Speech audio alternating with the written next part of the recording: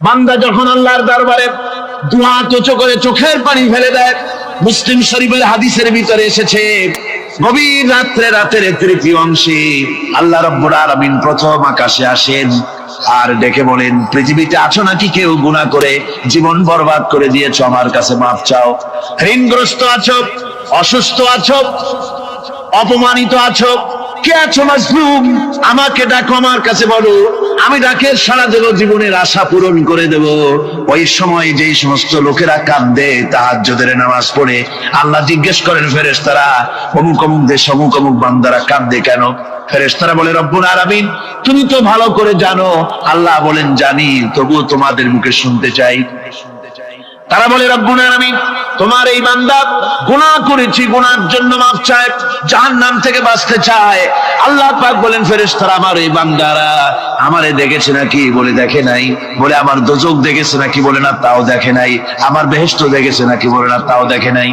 আল্লাহ পাক বলেন, ফেরেশতারা সাক্ষী থাকো, ওরা আমাকে দেখে নাই, আমার বেহেশত দোজখ কিছুই দেখে নাই, শুধুমাত্র আমার নবীর কথা, আমার কোরআনের কথা বিশ্বাস করে আরামের ঘুমকে হারাম করে যেভাবে তারা কাঁদতেছে, সাক্ষী থেকে যাও ফেরেশতারা, আবার রহমতের দরিয়ায় জোশ মেরেছে আমার ওই ক্রন্দনরত বান্দাগুলিকে আমি আল্লাহ মাফ করে দিলাম। সুতরাং মুমিন বান্দা যারা, আল্লাহর মুমিন বান্দা যারা, এই ইমানের কোয়ালিটি, এটাও হতাশায় নিরাশায় ভেঙে পড়বে না। গুনাহ তো মানুষই করে, গুনাহ হয়ে গেছে, মাফ চাও। তোমার গুনাহ কদ্দুর? তোমার গুনাহ যদি হয় পাহাড় সমান, আল্লাহর রহমত আকাশ সমান। জাহান্নামের কঠিন শাস্তি থেকে বাঁচতে হলে আল্লাহর প্রতি ঈমান আনতে হবে। আর ঈমান আনলে যে কোয়ালিটি গুলি হওয়া উচিত, সেগুলি আমি আপনাদের সামনে আলোচনা করছি। এরপর আরেকটি কোয়ালিটি হবে মুমিনের, তা হলো কঠোর কঠিন বিপদে অবিচল থাকবে, বিপদে ভেঙে পড়বে না।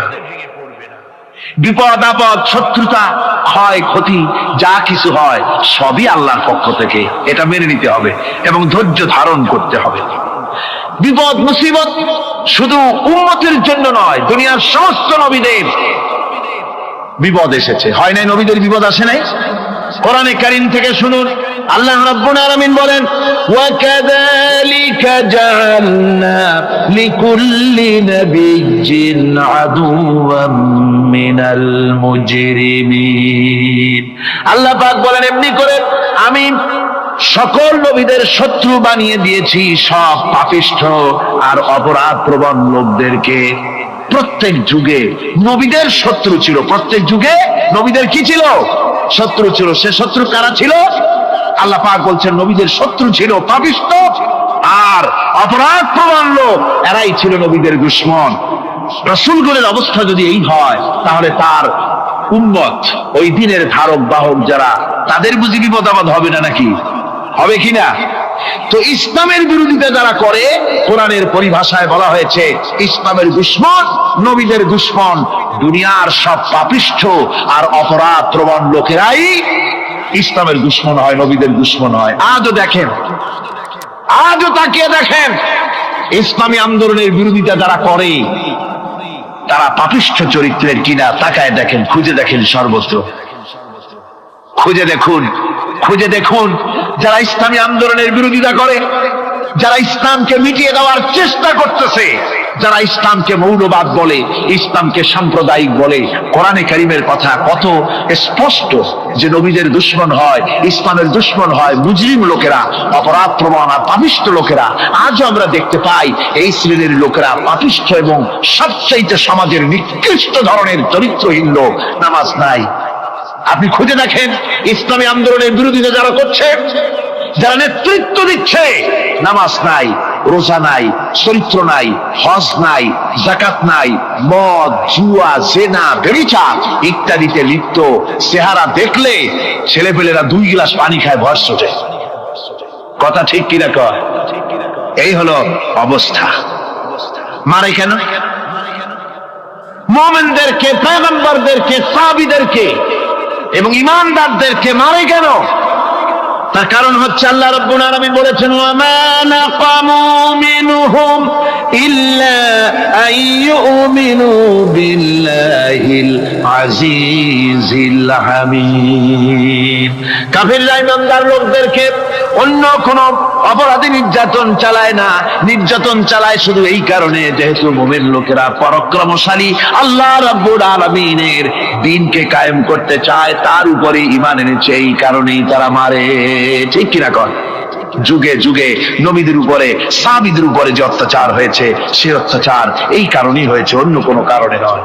এই কঠিন বিপদে অবিচলতা এবং ধৈর্যের দৃষ্টান্ত নবীগণ পেশ করেছেন পৃথিবীর বুকে। আমরা দেখেছি ইব্রাহিম আলাইহিস সালামকে আগুনে ফালানো হয়েছে, আছে না কোরআন শরীফে? আমি কিন্তু গল্প করতেছি না, সব কোরআনের কথা। কিসের কথা? ইব্রাহিম আলাইহিস সালামকে আগুনে ফালানো হচ্ছে। অপরাধ কি? অপরাধ হচ্ছে হযরত ইব্রাহিম আলাইহিস সালাম দাওয়াত দিয়েছেন, লা ইলাহা ইল্লাল্লাহ। জোরে পড়েন, লা ইলাহা ইল্লাল্লাহ, লা ইলাহা লা ইলাহা ইল্লাল্লাহ মুহাম্মাদুর রাসূলুল্লাহ। হযরত ইব্রাহিম আলাইহিস সালাম দ্বীনের দাওয়াত দিয়েছেন, এক আল্লাহর দাওয়াত দিয়েছেন, ঈমানের দাওয়াত দিয়েছেন। আর কোন অপরাধ ছিল না। নমরুদ সহ্য করতে পারলো না। কোরআনে কারীমের মধ্যে সব কথাগুলি আল্লাহ পাক এই জন্য বিধৃত করেছেন, এই জন্য কোরআনে কারীমের মধ্যে সব কথা উঠায় দিয়েছেন, যাতে করে মুমিনেরা বিপদ আসলে পরে যেন ঘাবড়ে না যায়। ইব্রাহিম আলাইহিস সালামকে আগুনে ফালানো হচ্ছে। ফেরেশতা বলছে, ইব্রাহিম তোমারে আগুনে ফালায় দাও, হতেছে আমার কাছে সাহায্য চাও, আমার কাছে ক্ষমতা আছে, আগুনগুলো উঠাইয়া নমরুদের বংশ জ্বালায় দেব। হযরত ইব্রাহিম ফেরেশতার কাছে সাহায্য চাইছিলেন নাকি?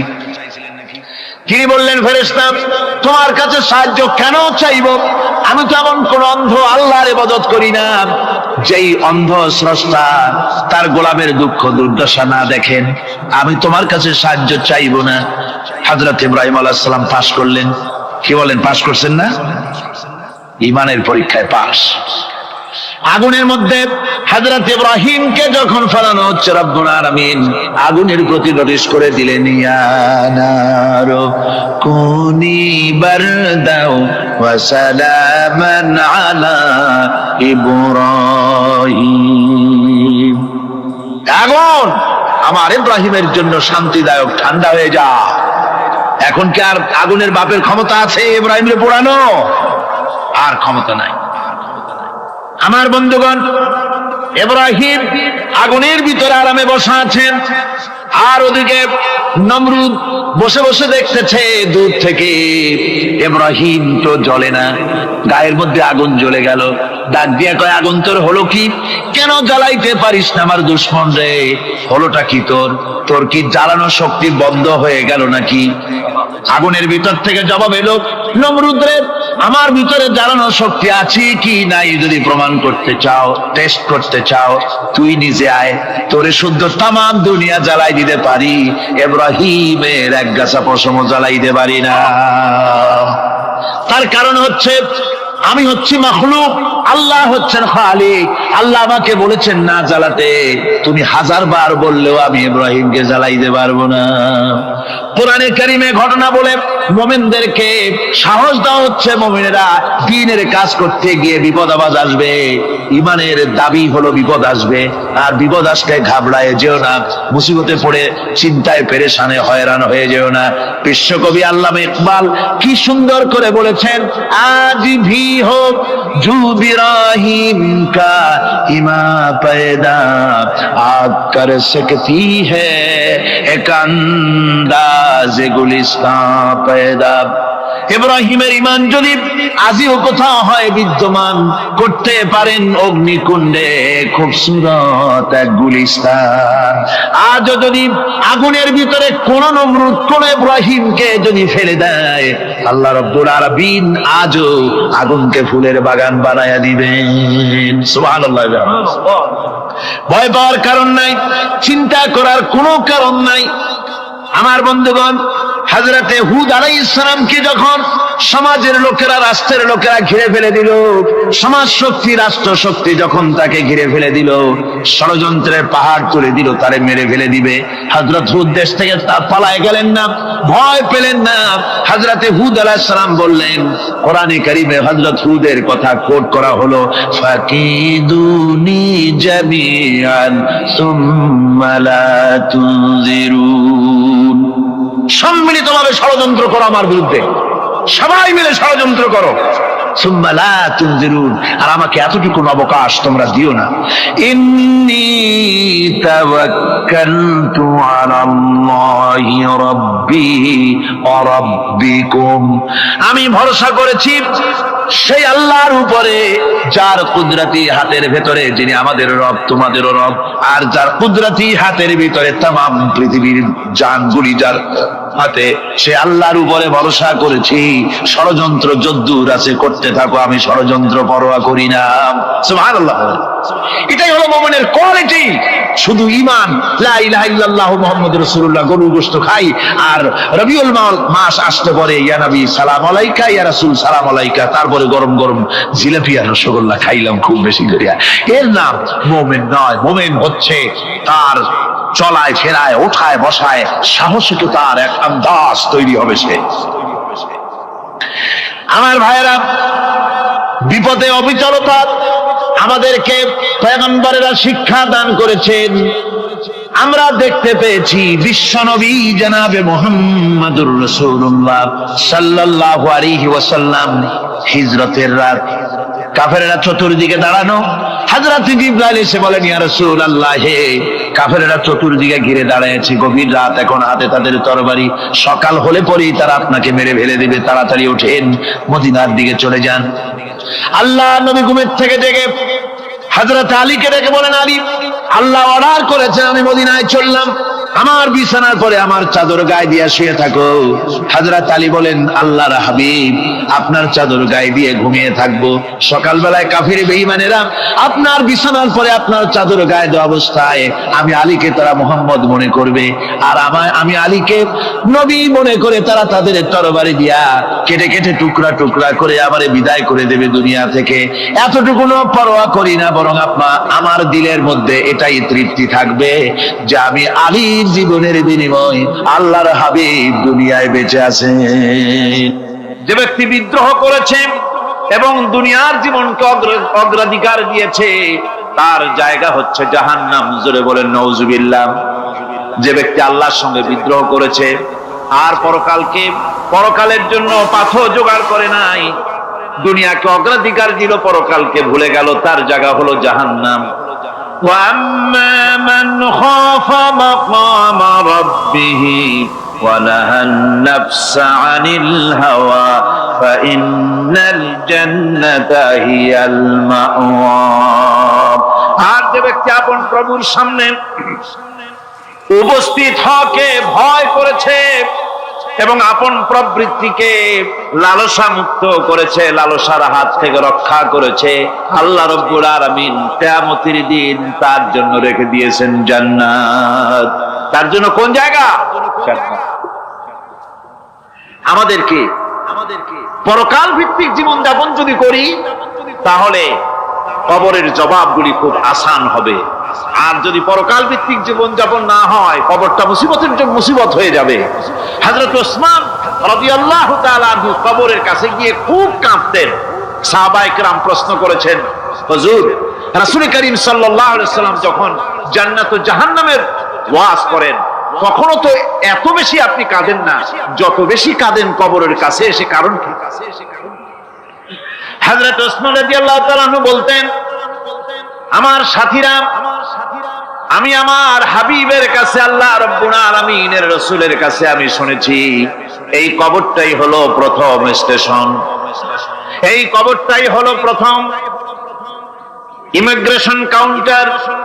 এই জায়গায় যদি কেউ ধরা পড়ে যায়, কারো যদি চার্জশিট হয়ে যায়, সব জায়গায় ধরা পড়ে যাবে, হাসরে মিজানে সিরাতে কোনো জায়গায় নাজাত পাবে না। আর এই কবরটা যদি কেউ মুক্তি পেয়ে যায়, মিজান, সিরাত, হাসর সব জায়গা থেকে আল্লাহ তারে ভালোভাবে পার করে দিবেন।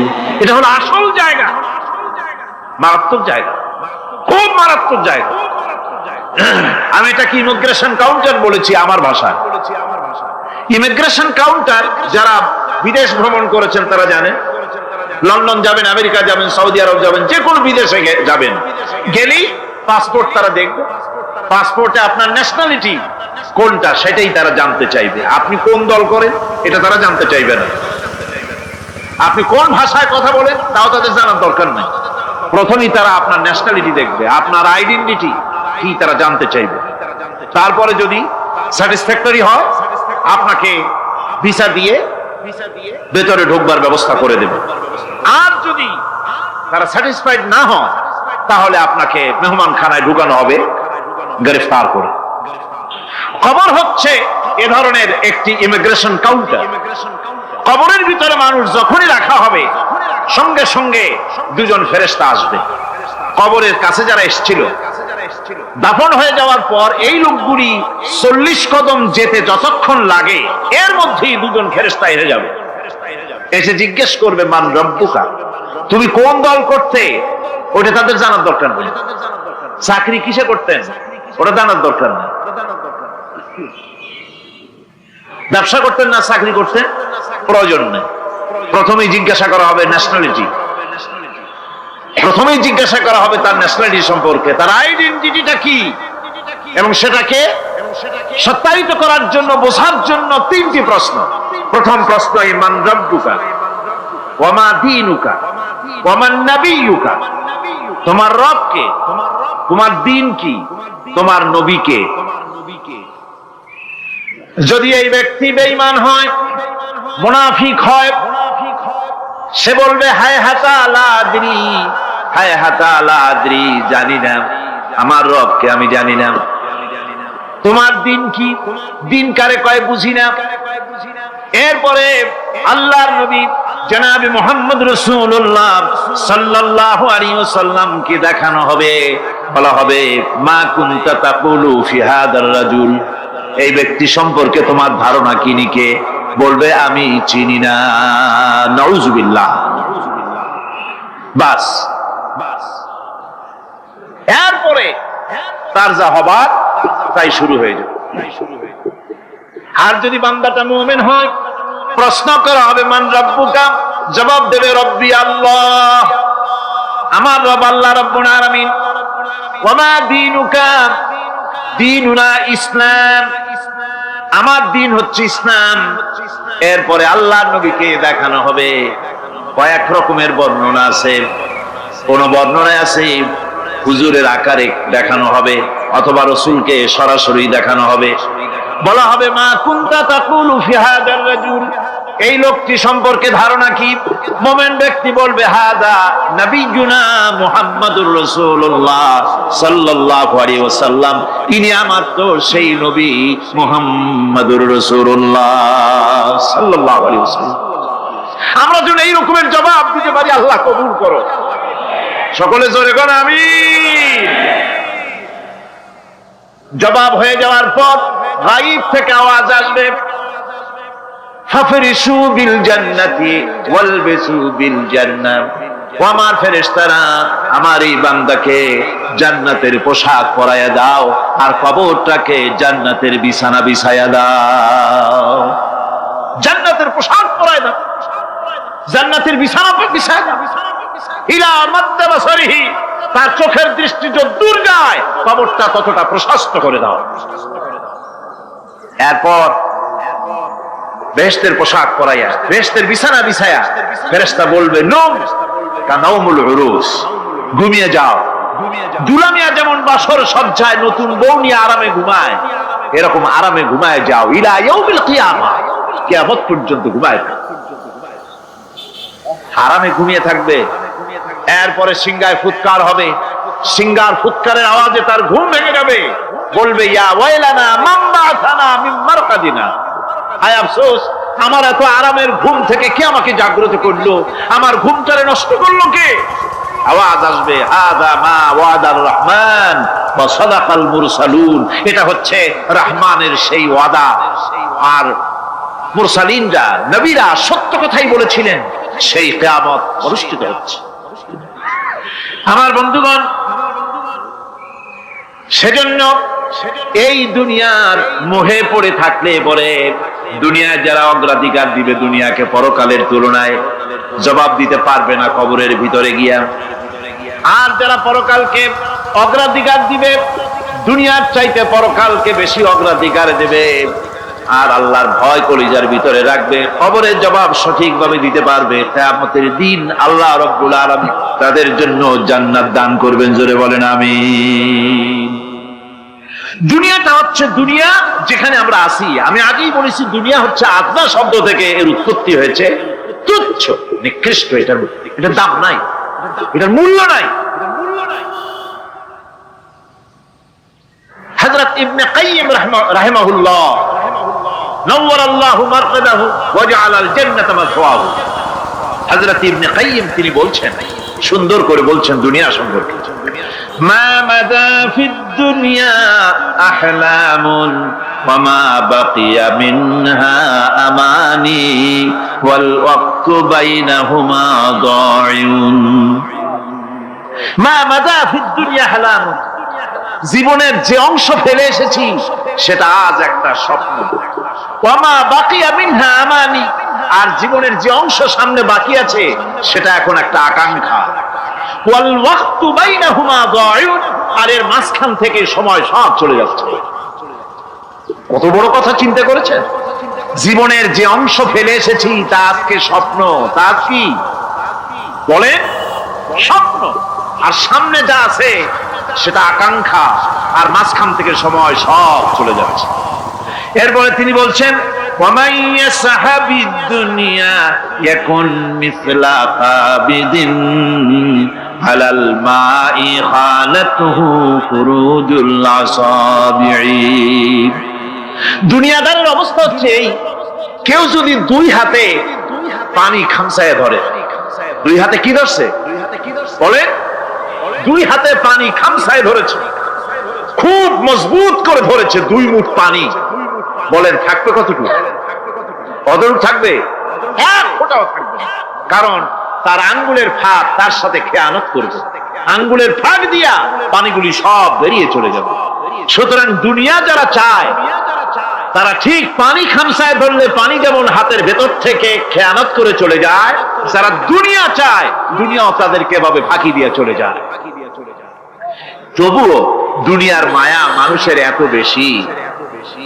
আল্লাহর নবী বলেন, লাউ কানা লি ইবনি আদামা ওয়াদিন মিন যাহাবিন লাহাব্বা ইয়াকুনা লাহু সানিন।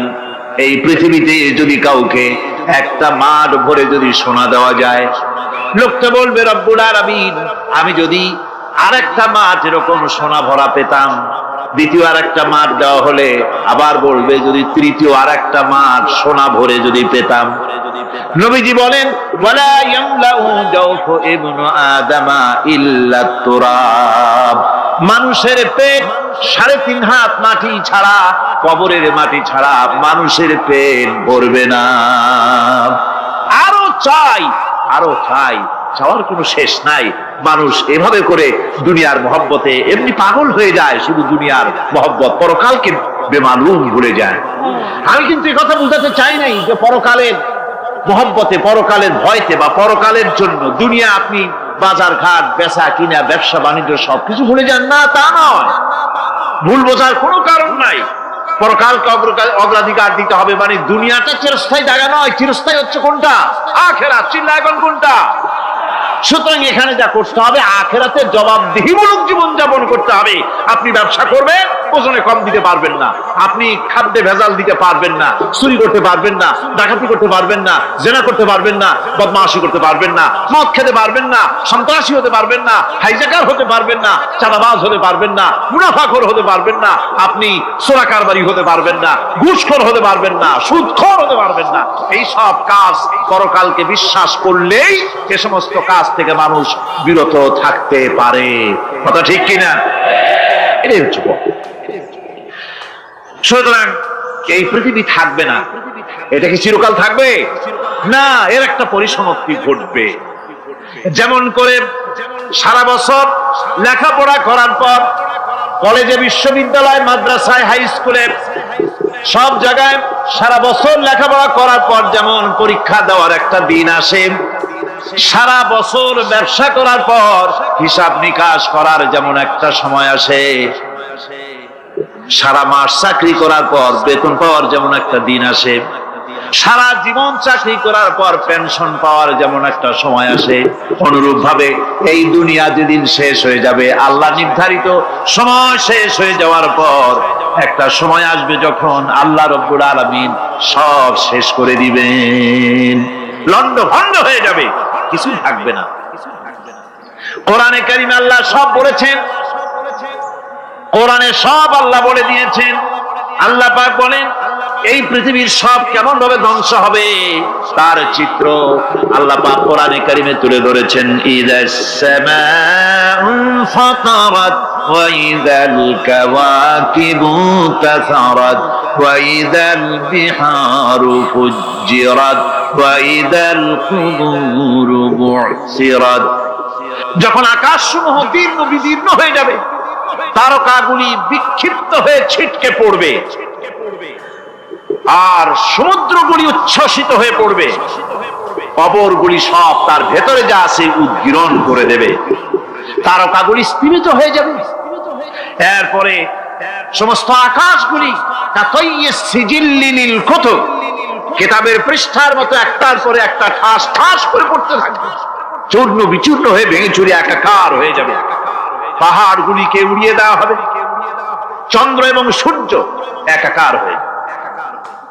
আল্লাহ রাব্বুল আলামিন বলেন ফাইদা বারিকাল বাসার ওয়া খাসাফাল কমার ওয়া জুমিআশ শামসু ওয়াল কমার।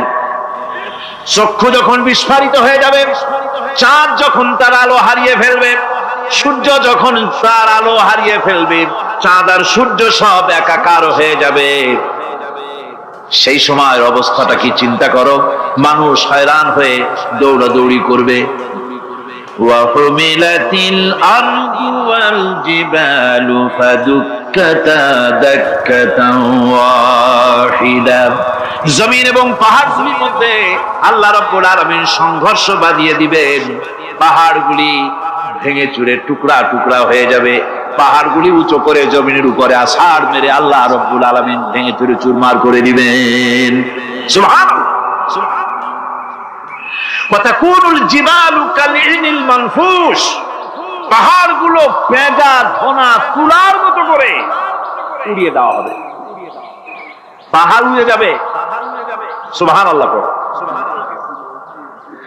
পাহাড় পাথরের তৈরি করা পাহাড়, এই পাহাড়গুলি তুলার মতো হয়ে উড়বে কিভাবে? আমি এই দৃশ্য নিজের চোখে কিছুটা হলেও দেখছি। আজ থেকে 10 দিন আগে আমি ইতালি সফর করে এসেছি। ইতালির রাজধানী রোম। রোম প্রাচীন সভ্যতার লালন ভূমি। কোরআনে কারিমে সূরা রোম রয়েছে, এই রোম সেই রোম। এখানের বাদশার কাছে রাসূল করিম সাল্লাল্লাহু আলাইহি ওয়াসাল্লাম হেরাক্লিয়াসের কাছে চিঠি পাঠিয়েছিলেন, সেই রোম। 12 থেকে 15 হাজারের মতো বাংলাদেশি মুসলমান সেখানে আছে। জুমার দিন, যেদিন আমি গেলাম তার পরের দিনই জুমা ছিল। জুমার নামাজ পড়লাম ভ্যাটিকানের কাছেই বিশাল মসজিদ, ইউরোপের ভিতরে সবচেয়ে বড় মসজিদ এটা। রোম ইসলামের দুশমনদের রাজধানী। সেইখানে যখন আযান হচ্ছে আশহাদু আন্না মুহাম্মাদার রাসূলুল্লাহ, আমার অনুভূতির কথা আপনাদেরকে বোঝাতে পারবো না, কি অনুভূতির সৃষ্টি হয়েছে আমার ভেতরে। ভ্যাটিকানের পোপ এক মাসে কিছু দূরেই ভ্যাটিকান, ওটা হচ্ছে গোটা পৃথিবীর সমস্ত খ্রিস্টানদের কাবা, ভ্যাটিকান। তার পাশেই বিশাল মসজিদ, সেখানে নামাজ পড়লাম। চিন্তার ভেতরে আসলো আল্লাহ রাব্বুল আলামিন তার হাবিবের নাম, তার তাওহীদ, তার রিসালাতকে কিভাবে বিশ্বময় ছড়িয়ে দিলেন। আবু জাহেল চাইছিল মুহাম্মদ সাল্লাল্লাহু আলাইহি ওয়াসাল্লামকে স্তব্ধ করে দেবে মক্কার জীবনেই। কত বদনাম, সাহের, কাহেন, কাযযাব, শায়ের, নাউযুবিল্লাহি মিন যালিক, কত গালাগালি করলো। আর আল্লাহ শোনালেন, হাবিব চিন্তার কোনো কারণ নাই, ওয়া রাফা'না লাকা যিকরাক, আমি আপনার প্রশংসা বিশ্বময় ছড়িয়ে দেব। সুবহানাল্লাহি ওয়া বিহামদিহি। রম প্রোগ্রাম শেষ করে আমাকে তারা নিয়ে গেল, যেটা আমি বলছি সফর কাহিনী শোনাবার সময়টা না, যেহেতু এর সঙ্গে প্রাসঙ্গিক সেজন্য বলছি। পাহাড় কেমনে তুলার মতো হয়ে উঠবে তার নজির দেখেছি। রোম শহর থেকে 300 মাইল দূরে, 300 কিলোমিটার দূরে নেপোলিয়ান বোনাপার্ট তার বাড়ি, এবং ওটা তার নামই একটা প্রভিন্স। ভূমধ্য সাগরের পারে ভিসুভিয়াস, পৃথিবীর সবচাইতে বড় আগ্নেয়গিরি। সেটা দেখাতে নিয়ে যাওয়া হলো আমাকে। যে পাহাড়টা পৃথিবীর মাটি থেকে তার চূড়া হচ্ছে 3 মাইল উঁচু, এর 2 মাইল গাড়িতে করে ঘুরে ঘুরে যাওয়া যায়, এরপর আর গাড়িতে যাওয়া যায় না, বাকিটুকুন যেতে হবে হেঁটে হেঁটে। পাহাড়ের উপরে অক্সিজেন কম, বেশ কষ্ট হচ্ছিল উঠতে। জীবনে প্রথম পাহাড়ে চড়েছি জাবালে নূর, রাসূল করিম সাল্লাল্লাহু আলাইহি সাল্লামের উপরে যেখানে ওহী হয়েছিল সর্বপ্রথম। পাহাড় চড়ার একটা অভিজ্ঞতা ওখান থেকে আমার কিছুটা হয়েছিল। খুব কষ্ট হলো বাকি 1 মাইল উঠতে। যখন ভিসুভিয়াসের একদম শীর্ষে চলে গেছি, সেখানে গিয়ে আমার সাথে 15-20 জন লোক ছিল। আমি নিজে আল্লাহু আকবার বলে আমার গলা থেকে আওয়াজ বেরিয়ে গেল। আমি দেখতে পেলাম ভিসুভিয়াসের শীর্ষে বিশাল গর্ত। আমার মনে হয় গর্তটা এই মাঠের 1/4 হবে। এই মাঠের 1/4 হবে গর্তটা। সেই গর্তটার গভীরতা হচ্ছে 1.5 কিলোমিটার। এইখান থেকে পাথরগুলি উত্থিত হয়েছে, আগ্নেয়গিরি পাথর আগুনে গলে লাভা হয়ে এগুলি পাহাড় বেয়ে উপচে পড়েছে, চতুর্দিকে 12 মাইল ছড়িয়ে গিয়েছে। আমার মনে পড়লো ওয়াকুদুহান নাস ওয়াল হিজারা, জাহান্নামের আগুনের ইন্ধন হবে মানুষ আর পাথর। আমি সেখানে সেজদায় পড়ে গিয়া কান্নাম আর বললাম, আল্লাহ জাহান্নামের আগুন হারাম করে দিও আমাদের জন্য। পাথর কিভাবে গললো, গলে পাথরগুলি গলে পুড়ে চতুর্দিকে পড়েছে, আর ছিটকেছে, চতুর্দিকে ছিটকে পড়েছে। সেই পাথরগুলি ছিটকে ছিটকে যেগুলি পুড়ে পড়েছে, সেগুলিকে দূরে সাদা রঙের বলে মনে হয়। কোনোটা সাদা, কোনোটা কালো, মনে হয় যেন তুলার মতো হয়ে পড়ে আছে চতুর্দিকে। 1944 সনে তৃতীয়বারের মতো ভিসুভিয়াস অগ্নিগিরি যে অগ্নি উৎপাত করে, তাতে আশেপাশের 12 মাইল এলাকা এফেক্টেড হয়ে যায়। পাথরগুলি গলে এভাবে বিধ্বস্ত করে দিয়েছে। এখান থেকে এখানে জোহরের নামাজ, আসরের নামাজ আমরা পড়লাম, আল্লাহর কাছে খুব দোয়া করলাম। এখনো ধোঁয়া উঠতেছে, এখনো পাহাড়ের ফাটল দিয়ে ধোঁয়া উঠছে। একজন হাত দিয়ে আমাকে বলল যে খুব গরম লাগে ধোঁয়াগুলি। ওখানকার লোকেরা বলল যে ভেতরে এখনো আগুন আছে, তবে সুপ্ত, যে কোনো মুহূর্তে আবার তা জাগ্রত হতে পারে। আমরা সেখান থেকে নেমে এলাম। একটু কিছু দূর গিয়েই সেখানে হলো পম্পেই শহর। এই পম্পেই শহরটা হচ্ছে ঈসা আলাইহিস সালামের জন্মের 2000 বছর আগে এই শহর তৈরি হয়। ঈসা আলাইহিস সালামের জন্মের 179 বছর পর ভূমিকম্প হয়। সেই ভূমিকম্পে গোটা পম্পেই শহরটা পৃথিবীর মানুষের চোখের আড়াল হয়ে যায়, ধ্বংস হয়ে যায়, মাটির তলায় ভরা। আজ থেকে 200 বছর আগে মাটি খনন করতে গিয়ে এই শহর আবিষ্কৃত হয়। পুরা শহরটা খুঁড়ে তারা বের করেছে। 180 হেক্টর জমিনের উপরে এই বিশাল শহর। ঘুরে ঘুরে দেখলাম, গাড়ি চলে না সেখানে, পায়ে হেঁটে দেখতে হলো। প্রশস্ত রাস্তা। আজ থেকে 4000 বছর আগের মানুষেরা রাস্তা বানাতে জানতো পাথর দিয়ে, এবং রাস্তার দুধারে তাদের ছিল ফুটপাথ, পানির ব্যবস্থা, নগরায়নের সব রকমের সুযোগ সুবিধা। তারপরে সেখানে বিচারালয়, এরপরে দোকানপাট, বাজার ঘাট, সবকিছুর ব্যবস্থা রয়েছে। বিশাল বিশাল পাথরগুলি দিয়ে পিলার তৈরি করা। ভাবলাম এই পিলারগুলি, এই পাথরগুলি তারা কিভাবে ক্রেন ছাড়া এত উপরে উঠালো কি করে, আমার মাথায় আসলো না। পাথর কেটে কেটে সুন্দর সুন্দর অঙ্কন শিল্প তারা করেছে। এরপরে ঘুরতে ঘুরতে বাদশার রাজার বাড়িতে গিয়ে ঢুকলাম।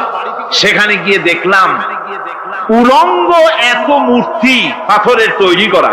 পাথর কেটে কেটে দেওয়ালে যৌন মিলনের এমন কোন অশ্লীল ছবি নাই যা তারা সেখানে তৈরি করে নাই। উলঙ্গ মূর্তি আর উলঙ্গ যৌন মিলনের অসংখ্য ছবি দিয়ে এই এলাকা ভরা। তখন আমি বুঝলাম আল্লাহর গজব হওয়ার কারণটা কি, এই শহরটা মাটির নিচে হরপ হয়ে যাওয়ার কারণটা কি। আল্লাহ পাক জেনা ব্যভিচার যে দেশে বেশি হয় আল্লাহ পাক বরদাস্ত করে। দুশ্চরিত্র যে দেশের মানুষ দুশ্চরিত্র হয়ে যায়, জেনা ব্যভিচার বেশি হতে থাকে, আল্লাহ হরপ করে দেন, গজব দেন। এই গজব এক এক সময় এক এক রকমের হয়ে আসে। কখনো মাটির নিচে দাবায় দেয়, কখনো মহামারী, কোন দেশে কলেরা, কোন দেশে জলোচ্ছ্বাস, কোথাও ভূমিকম্প, আর সর্বশেষ এই জেনা ব্যভিচারের জন্য আল্লাহ পাকের চূড়ান্ত, এই যৌনতার অশ্লীলতার জন্য চূড়ান্ত গজব বর্তমান বিশ্বের জন্য এইডস। আল্লাহ পাক এই গজব দিয়েছে। বন্ধুগণ, আমি সেই জায়গা, আমি সেখানে যা দেখলাম যে আল্লাহ পাক পাহাড়গুলিকে কিভাবে উড়াবেন, এটা অস্বীকার করার কোন উপায় নাই। বিশ্বাস তো করতামই, তবে হযরত ইব্রাহিম আলাইহিস সালাম যেমন বলেছিলেন, রব্বি আরিনি কাইফা তুহিল মাউতা, আয় আল্লাহ তুমি মরাকে চিন্তা করবা কেমনে। আল্লাহ পাক বলেন আওয়ালাম তুমিন, তুমি বিশ্বাস করো না? ইব্রাহিম আলাইহিস সালাম বললেন বালা, অবশ্যই বিশ্বাস করি, ওয়ালাকিন লিয়াতমাইন্না কলবি, যদি চোখে দেখতাম তাহলে আমার অন্তরাত্মা খুব ঠান্ডা হতো। আল্লাহ রাব্বুল আলামিন চোখে দেখায় দিলেন জিন্দা কেমনে মুর্দা হবে, মুর্দা কেমনে জিন্দা হবে, আল্লাহ দেখায় দিলেন। পাহাড় উড়ায় দিবেন আল্লাহ রাব্বুল আলামিন। একথা কলিজার মধ্যে তার উপর ঈমান বিশ্বাস, কিন্তু আল্লাহ চোখে দেখাইছেন, ঈমান আরো মজবুত হয়েছে, যা ছিল আরো মজবুত হয়েছে। সুবহানাল্লাহ। আল্লাহর ভয়তে কলিজা কেঁপেছে। আমি পাহাড়ের উপরে কেঁদেছি, জার হয়ে কেঁদেছি। বন্ধুগণ, আল্লাহ সুবহানাহু ওয়া তাআলা এই জন্য বলেছেন কুল সিরু ফিল আরদ, আমার জমিন ঘোরো, ভালো করে দেখো, কাইফা কানা আকিবাতুল মুকাজ্জিবিন, মহাসত্যকে যারা অস্বীকার করেছে তাদের পরিণতি আমি কি করে দিয়েছি, এগুলি চোখে ভালো করে তাকায় দেখো। আমার বন্ধুগণ, সুতরাং এই পৃথিবীর অবসান হবে, এই পৃথিবী ধ্বংস হবে, এই পৃথিবী চূড়ান্ত ভাবে শেষ হয়ে যাবে। হ্যাঁ, আরেকটি কথা বলতে হয়, সেটা হচ্ছে যে এই রোম থেকে আরেকটু দূরে 900 মাইল দূরে হচ্ছে সিসিলি। 900 মাইল দূরে, সেখানে এই সিসিলি মুসলমানেরা শাসন করেছিল 350 বছর। সেই সিসিলিতে রয়েছে 360টা মসজিদ মুসলমানদের করা। সমস্ত মসজিদগুলি আজ তালা বন্ধ, একটা মসজিদও খোলা নাই। সেখানকার মুসলমানেরা ওয়াজ শুনতে এসেছিল রোমে। আমি তাদের জন্য পরামর্শ দিয়েছি যে গভর্নমেন্টের কাছে তোমরা দাবি জানাও যে অন্তত একটা মসজিদের দরজা আমাদের জন্য খুলে দাও। রোমের অবস্থানরত প্রবাসী বাংলাদেশি মুসলমানেরা আমাকে বলেছে, তাদের অনেকের বাড়ি চট্টগ্রামেও আছে, আমাকে বলেছে তাদের চোখে পানি আসছে বলার সময় যে চিরময় তাফসীর মাহফিল যখন আসে কলিজাটা কাঁদতে থাকে যাওয়ার জন্য। তো যাওয়া তো সম্ভব না, এত দূর থেকে আমাদের সালাম বলে দিবেন যত লোক আসবে, আর আমাদের জন্য দোয়া করতে বলবেন যেন এই রোমের ভিতরে আমরা ইসলামের আদর্শের ভিত্তিতে আমরা যেন চলতে পারি। আপনারা দোয়া করুন তাদের জন্য। ভাইরা আমার, এই পৃথিবী একদিন পরিসমাপ্তি ঘটবে এবং আল্লাহর দরবারে আমাদেরকে উঠতে হবে এবং সেখানে আমাদের বিচার হবে। সেখানে আমাদের কি হবে? বিচার হবে। আল্লাহ পাক বিচারটাকে নির্ভুল করার জন্য, সঠিক করার জন্য প্রত্যেকের গলায় আমলনামা ঝুলায় রাখছে। এখানে রেকর্ডের ব্যবস্থা করা হয়েছে। আল্লাহ পাক বলছেন ওয়া কুল্লা ইনসানিন আলজামনাহু তাইরাহু ফি উনুকিহি ওয়া নুখরিজু লাহু ইয়াওমাল কিয়ামাতি কিতাবান ইয়ালকাহু মানশুরা। আল্লাহ পাক বলেন প্রত্যেকের ভালো মন্দ কর্মফল কর্মলিপি আমি তার গলায় ঝুলায় রেখেছি। কিয়ামতের দিন সে নিজের কাছে স্পষ্ট সব দেখতে পারবে, কোনো জিনিস বাদ পড়বে না। তার গলায় তার আমলনামা ঝুলানো আছে, সব রেকর্ড হতেছে। আমরা যা করছি সবগুলি রেকর্ড হয়ে যাবে। হযরতে হামজার শরীরকে এফোড় ওপড় করে দিয়েছি, তারপরে তার বুককে খঞ্জর দিয়ে ফেরে বুকের ভিতর থেকে কলিজাটা বের করে নিয়ে আমি হাতে দিয়ে দিয়েছি হেন্দাই কলেজা চিবিয়ে চিবিয়ে খেস। রাসূল পাক সাল্লাল্লাহু আলাইহি ওয়াসাল্লাম হাদিস শরীফে এসেছে, ওয়াসির বর্ণনা যখন তিনি শুনতেছিলেন রাসূলের চোখ থেকে তখন পানি পড়ে দাড়ি মোবারক ভিজে ভিজে পড়তেছিল। ঘটনা শোনার পর রাসূলুল্লাহ বললেন, ওয়াসি তুমি কি চাও? ওয়াসি বললেন, আমি ইসলাম কবুল করতে চাই। হুজুর তাকে মুসলমান বানালেন, বললেন তুমি মুসলমান হলে কিন্তু সব সময় তুমি আমার সামনে আসবে না, তার কারণ তোমাকে দেখলে পরে আমার মনের ভিতরে আমার চাচার কথা মনে উঠে যাবে। আমি আমার আব্বাকে পাই নাই, আব্বার স্নেহ যত্ন আমার কিসমতে তেমন হয় নাই। আমার চাচা হামজা আমাকে পিতার মতো করে আমাকে স্নেহ করেছে, তোমাকে দেখলে পরে তার কথা মনে পড়বে, সুতরাং তুমি সবসময় আমার সামনে আসবে না। ওয়াসি সেদিন শপথ নিয়েছিলেন, রব্বুল আলামিন আমি জাহালাতের কারণে যেই বল্লম দিয়ে ইসলামের একজন শ্রেষ্ঠ সন্তানকে আমি শহীদ করে ফেলেছিলাম, আমি বুঝতে পারি নাই, ওই বল্লমটা আমি হেফাজতে রেখে দিয়েছি। তুমি আমার এই দোয়া মঞ্জুর করো, আমি যেন এই বল্লম দিয়ে এই পৃথিবীর নিকৃষ্ট ইসলামের কোনো দুশ্মনকে যেন আমি শেষ করে দিতে পারি। আল্লাহ পাক দোয়া তার মঞ্জুর করে নিলেন। মুসাইলামা কাযযাবের বিরুদ্ধে হযরত আবু বকর সিদ্দিক রাদিয়াল্লাহু তাআলা আনহু যে বাহিনী পাঠালেন, হযরত ওয়াসি সেই বাহিনীর মধ্যে ছিলেন। আর তিনি সেই বল্লমটা দিয়া, যে বল্লম দিয়ে তিনি হযরত হামজাকে শহীদ করেছিলেন, সেই বল্লমটা দিয়েই ইসলামের নিকৃষ্ট শত্রু মুসাইলামা কাযযাবকে দুনিয়া থেকে তিনি বিদায় করে দিলেন। আমার ভাইরা, রাসূল পাক সাল্লাল্লাহু আলাইহি সাল্লামের ইন্তেকালের পর এ পর্যন্ত নবুয়তের যারা দাবি করেছে, এক হিসাবে জানা গেছে 28 জন দাবি করা হয়ে গেছে। রাসূল বলেছেন আমার পরে 30 জন মিথ্যেবাদী নবুয়তের দাবি করবে। কতজন করবে? হয়ে গেছে, বাকি আছে কত? এর মধ্যে গোলাম আহমদ একজন। গোলাম আহমদ দাবি করলো যে আমি নবী। তার অনেকগুলি বই কিতাব সে লিখলো। বইয়ের মধ্যে এক জায়গায় সে লিখেছে, তার বইয়ে এক জায়গায় লিখেছে যে আমি স্বপ্নে দেখলাম আল্লাহ আমার সামনে উপস্থিত।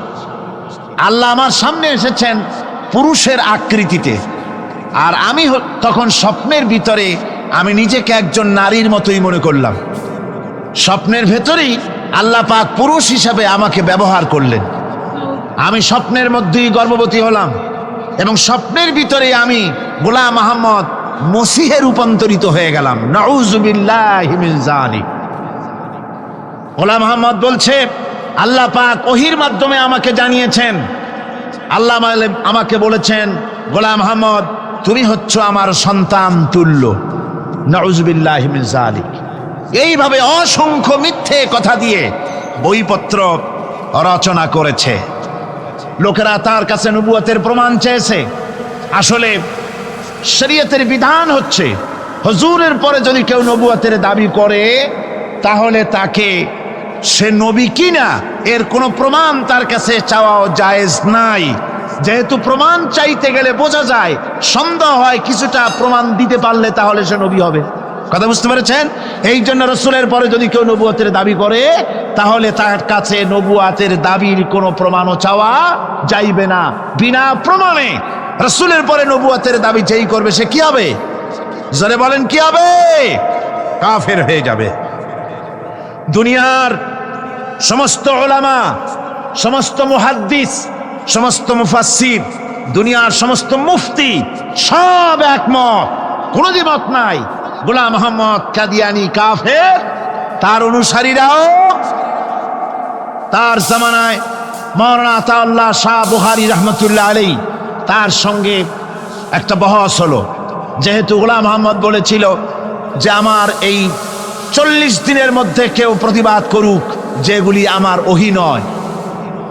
হযরতে মাওলানা আতাউল্লাহ শাহ বুখারী রহমতুল্লাহ আলাইহি সেই যুগের একজন শ্রেষ্ঠ আলিম, তিনি বললেন, আমি তোমার কাছে কোনো প্রমাণ চাই না তুমি নবী কিনা, আমি জানি তুমি মিথ্যেবাদী, তবে তোমাকে বলতে হবে তুমি এই শক্তি কোথায় পেলে। গোলাম মোহাম্মদ বলল, কোরআন শরীফই আছে আমার এই শক্তির উৎস। কোথায়? বলল যে এই যে আয়াতটা আমি আপনাদের সামনে তেলাওয়াত করেছি, ঈসা আলাইহিস সালামের ওই কথাই। গোলাম মোহাম্মদ বলল যে হযরত ঈসা আমার সম্পর্কে বলেছেন, ইয়াতি মিন বাদি ইসমুহু আহমদ, আমার পরে একজন নবী আসবেন, রাসূল আসবেন, তার নাম হবে আহমদ, আমি সেই আহমদ। মাওলানা আতাউল্লাহ বুখারী বলছেন, তোমার নাম তো আহমদ না, তোমার নাম হচ্ছে গোলাম আহমদ। তার অর্থ হলো হযরত ঈসা আলাইহিস সালাম যে আহমদের কথা বলেছেন, তুমি সেই আহমদের গোলাম। গোলাম আহমদ বললেন, দেখুন আমার নামের প্রথম শব্দ গোলাম, এটা হচ্ছে আমার লকব, আমি আমার নামের লকবটা ছেড়ে দিলাম, বাদ দিয়ে দিলাম, আর ব্যবহার করব না। তাহলে তো আমি আহমদ থাকি, আপনি তো আর আপত্তি করতে পারেন না। মাওলানা বুখারী বললেন, নামের প্রথম শব্দ বাদ দেওয়া যদি জায়েজ হয়, তাহলে তোমার ফতোয়া দিয়ে আমার নামের প্রথম শব্দ বাদ দিয়া দিলাম। আমার নাম আতা আল্লাহ, নামের প্রথম শব্দ আতা বাদ দিয়া দিলাম। তো আতা যদি বাদ দেই তাহলে আল্লাহ হই, আর আল্লাহ হয়ে বলছি তোমার মতো গাধাকে নবুয়াত আমি দেই নাই। এরপর এই পৃথিবীর নিকৃষ্ট পাপী এই কাফেরের মৌত হলো কোথায়? জোরে বলেন, এই কাফেরের মৌত হলো কোথায়? পায়খানার ভেতরে মৌত হয়েছে। আমার বন্ধুগণ, সুতরাং বাংলাদেশে যত কাদিয়ানি আছে, সমস্ত কাদিয়ানিরা কাফের। সমস্ত কাদিয়ানিরা কি? আরো জোরে বলুন, তারা কি? কাদিয়ানিরা মুসলমানদের গোরস্থানে, তাদের মানুষ মারা গেলে মুসলমানদের গোরস্থানে তা দাফন করে না, মুসলমানদের জানাজায় তারা কোনোদিন আসে না, মুসলমানদের কোনো মসজিদে তারা নামাজ পড়তে যায় না, তারা আলাদাভাবে মসজিদ তৈরি করে মসজিদের নামে। গোলাম মোহাম্মদ কাদিয়ানীর অনুসারীরা যে মসজিদ করে, ওগুলি মসজিদ নয়, এগুলি মসজিদে জেরার। এগুলি কি? মসজিদে জেরার। এগুলি কখনোই মসজিদের সম্মান পেতে পারে না। তারা কোরআনে কারীমের ব্যাখ্যা নিজেরা করেছে, নিজেরা তৈরি করেছে, যার সাথে আহলে সুন্নাতুল জামাতের হাদিসের কোনো মিল নাই, নিজেরাই করেছে। সুতরাং এই কাদিয়ানীদেরকে সৌদি আরবিয়া সহ মধ্যপ্রাচ্যের 18টি দেশ এবং পাকিস্তান সরকারও নন মুসলিম মাইনরিটি হিসাবে ঘোষণা করেছে। বাংলাদেশ সরকারের কাছে কাদিয়ানীদেরকে অমুসলিম ঘোষণার জন্য দাবি জানানো হচ্ছে দীর্ঘদিন থেকে, কিন্তু যে সরকারি আসে কর্ণপাত করে না, কাদিয়ানীদের সাথে তাল মিলিয়ে চলতে চেষ্টা করে। আর এই তাল মিলিয়ে চলার অর্থই হলো মুনাফিকি। এই তাল মিলিয়ে চলার অর্থ কি? মুনাফিকি। এই মুনাফিকি রোগে বর্তমান সরকারকেও পেয়েছে।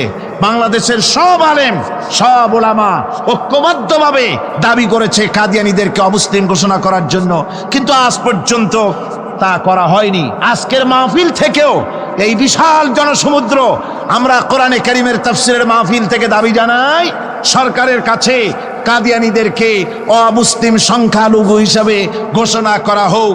এ প্রস্তাবে দাবি কি আপনাদেরও? হাত উঁচু করে দেখান, ওখানে জিকির করেন, লা ইলাহা ইল্লাল্লাহ, লা ইলাহা, লা ইলাহা ইল্লাল্লাহ।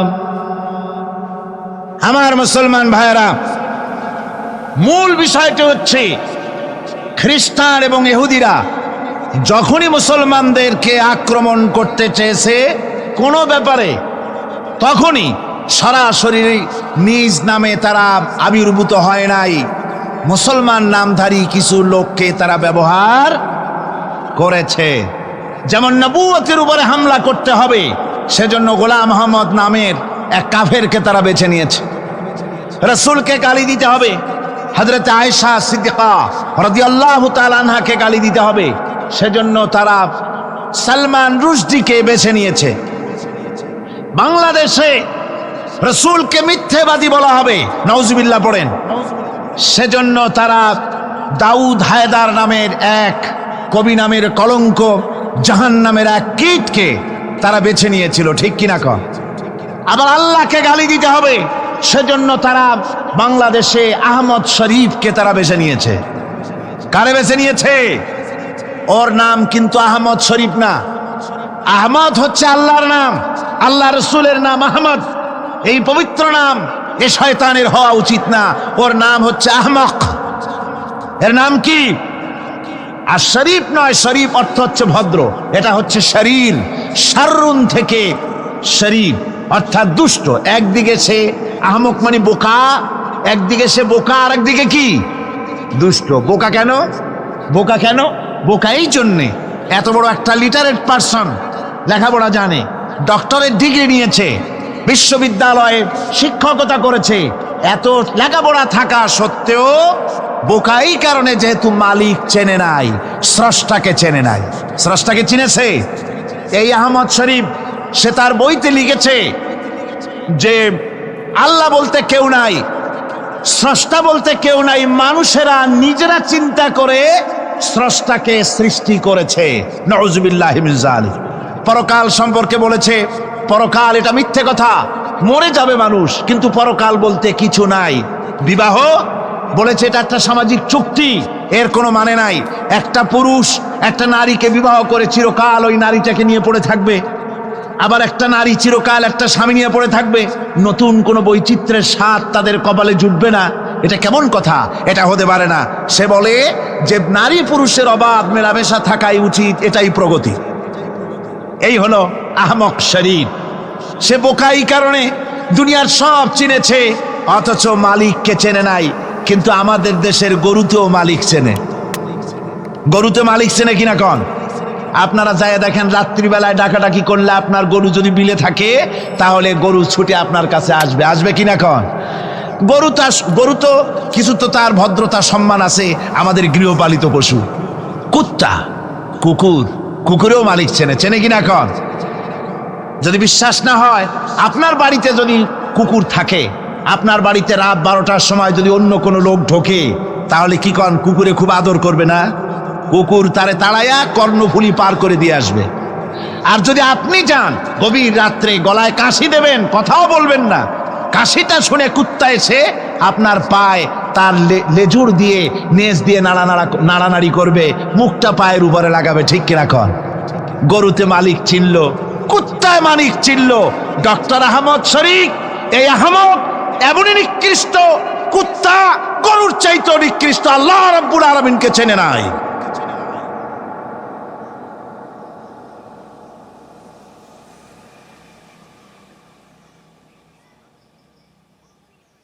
আমার ভাইয়েরা, তাকে ফাঁসি দেওয়ার দাবি তো দূরের কথা, ফাঁসির দাবি মানা তো হলোই না, এমনকি গভর্নমেন্ট তাকে গ্রেফতারও করল না।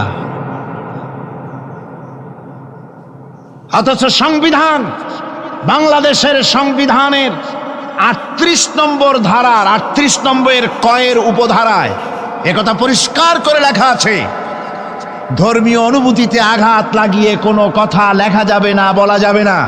যদি বলা হয়, বাংলাদেশ পেনাল কোড বলছে, বাংলাদেশ দণ্ডবিধি, তার মধ্যে পরিষ্কার লেখা আছে, কেউ যদি এরকম বলে আমি ভুল বলেছি, ওটা সংবিধানে না, এটা হচ্ছে পেনাল কোডে। বাংলাদেশ দণ্ডবিধির 38 নম্বর কয়ের ধারায় একথা, ক উপধারায় একথা লেখা আছে পরিষ্কার করে, যদি কেউ কারো ধর্মের প্রতি আঘাত লাগায়া বক্তৃতা করে, বিবৃতি দেয় অথবা লেখে, তাহলে তার 2 বছরের সশ্রম কারাদণ্ড হতে পারে। পরিষ্কার লেখা। গভর্নমেন্ট গ্রেফতার করতে সাহস পেল না, ফাঁসি দিতে সাহস পেল না, গ্রেফতার করতেও তার সাহস জুটল না। আল্লাহর কোরআনকে অপমান করা হলো, আল্লাহকে গালি দিল, রাসূলকে গালি দিল, একটা মহিলা, আমি তার নাম নিব না, কথায় কথা আসছে, সে মহিলা বাংলাদেশের এতই নিকৃষ্ট নির্বাচিত কলামের নামে আল্লাহকে গালি দিচ্ছে, রাসূলকে গালি দিচ্ছে, বেহেশতকে বলছে অসভ্য উদ্যান। যারা কন্যা নাউযুবিল্লাহি মিন যালিক, তাদেরকে গ্রেফতার করা হচ্ছে না, তাদের শাস্তি দেওয়া হচ্ছে না। আল্লাহর কোরআন, আল্লাহর রাসূল এবং আল্লাহকে গালি দিলে তাতে কোনো অপরাধ হয় না। সংসদের ব্যাপারে কি একটু কথা লিখলো দৈনিক ইনকিলাব, মিল্লাত, এই সমস্ত পত্রিকাকে ওই লেখার অপরাধে সংসদ ভবনে ডেকে নিয়ে কৈফিয়াত তলব করা হলো। তাহলে বোঝা গেল সরকারের কাছে আল্লাহর চাইতে, কোরআনের চাইতে তাদের সংসদের মূল্য বেশি। এই মূল্য যারাই দিতে চেয়েছে আল্লাহ রাব্বুল আলামিন তাদেরকে ক্ষমতায় রাখেন নাই। ক্ষমতা দেওয়ার মালিকও আল্লাহ, ছিনিয়ে নেওয়ার মালিকও আল্লাহ সুবহানাহু ওয়া তাআলা। আমার বন্ধুগণ, আজকে যদি এই সমস্ত নাস্তিকদের শাস্তি হতো, তাহলে অন্যরা ছোট ছোট খুদে নাস্তিক যত আছে, যারা ডোবার মধ্যে ব্যাঙের মতো চুপটি মেরে বসে থাকে, সুযোগ পাইলেই গ্যাংর গ্যাং করে ওঠে, এই লোকগুলি শয়তানি করতে সাহস পেত না। সাহস পাচ্ছে সরকারের দুর্বলতার কারণে। সরকারের দুর্বলতা কোথায় আল্লাহ পাকই ভালো জানেন, কেন তাদেরকে গ্রেফতার করতে পারে না। আমার বন্ধুগণ, এরপরে আল্লাহ রাব্বুল আলামিন বলছেন, ومن أظلم ممن افترى على الله الكذب وهو يدعى إلى الإسلام والله لا يهدي القوم الظالمين। আল্লাহ পাক বলছেন যে তার থেকে অত্যাচারী আর কে হতে পারে, যে আল্লাহর উপরে মিথ্যা দোষারোপ করে, অথচ তাকে ডাকা হয়েছে ইসলামের দিকে, আর আল্লাহ জালিমদেরকে হেদায়েতের রাস্তা দেখান না। আল্লাহর প্রতি মিথ্যা দোষারোপ করার অর্থ হচ্ছে আল্লাহর প্রেরিত নবীকে মিথ্যা নবী বলা, আল্লাহর প্রকৃত নবীকে মিথ্যা নবী বলা, আল্লাহর আয়াতগুলিকে মিথ্যা বলা, তার নাজিলকৃত কিতাবকে মিথ্যা বলা, এটাই হচ্ছে সবচাইতে বড় জুলম, সবচাইতে বড় অত্যাচার। অথচ এই লোকগুলিকে ডাকা হচ্ছে ইসলামের দিকে। নবীরা তার উম্মতদেরকে কোন দিকে ডেকেছে? সবাই ইসলামের দিকে ডেকেছে। কোন নবী এমন নাই যিনি বলেছেন তোমরা আমার গোলামি করো। সমস্ত নবী বলেছে কার গোলামি করো? এই পৃথিবীতে যত নবী এসেছেন সমস্ত নবীরাই তার কওমকে ডেকে বলেছেন, ইয়া কওমি ইবুদুল্লাহ মা লাকুম মিন ইলাহিন গায়রু। সব নবীরা তার কওমকে ডেকে বলেছেন, ও আমার কওম, ও আমার জাতি, এক আল্লাহর গোলামি করো, তিনি ছাড়া তোমাদের কোনো ইলাহ নাই। তারা জাতিকে ডেকে বলেছেন। আর বিশ্বনবী মুহাম্মদ রাসূলুল্লাহ সাল্লাল্লাহু আলাইহি ওয়াসাল্লাম তিনি জাতিকে ডাকেন নাই, যেহেতু তিনি বিশ্বনবী।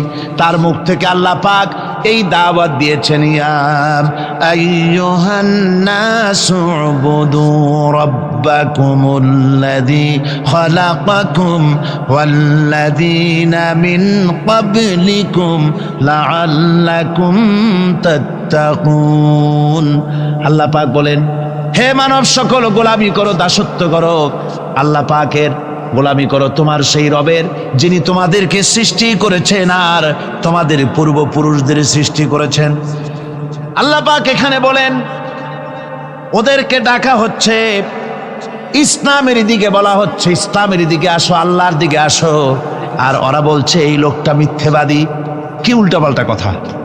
নবীরা দাওয়াত দিচ্ছেন আল্লাহর দিকে, কোরআনের দিকে, ইসলামের দিকে, আর ওরা বলছে আল্লাহকে, আল্লাহর প্রেরিত নবী এবং তার কিতাবকে মিথ্যা বলে তারা বলছে। আল্লাহ পাক বলছেন এর থেকে অত্যাচারী আর কে হতে পারে, এর থেকে জুলুমকারী আর কে হতে পারে, যে কোরআনে কারীমকে এবং আল্লাহকে আর পয়গম্বরদেরকে মিথ্যা মনে করে।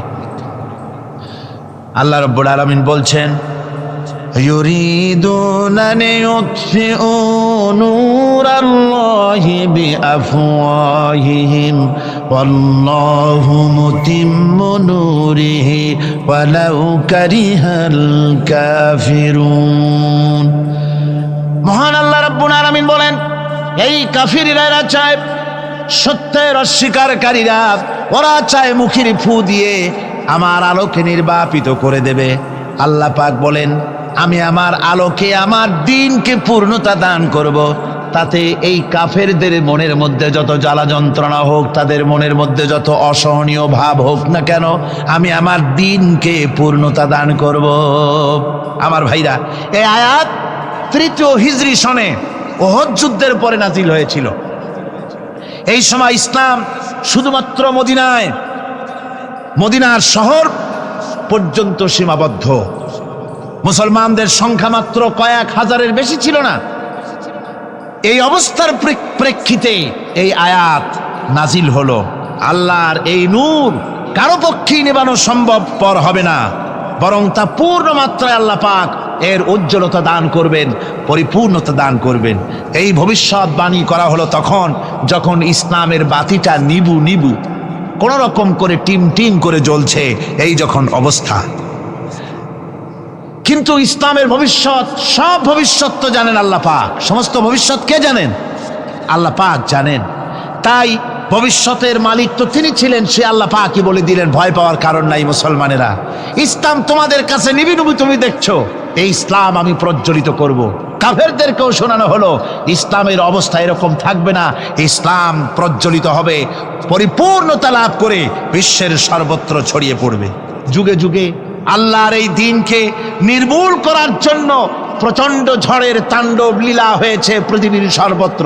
কিন্তু শেষ পর্যন্ত এই প্রলয়ঙ্করী ঝড় এক সময় স্থিমিত হয়ে গেছে, নিস্তেজ হয়ে গিয়েছে, আর ইসলামের আলো ক্রমান্বয়ে জ্বলে উঠেছে। ঠিক কিনা কম? আজকে আল্লাহর দ্বীন ঠিক ছিল, আজও ঠিক আছে, ভবিষ্যতেও ঠিকই থাকবে।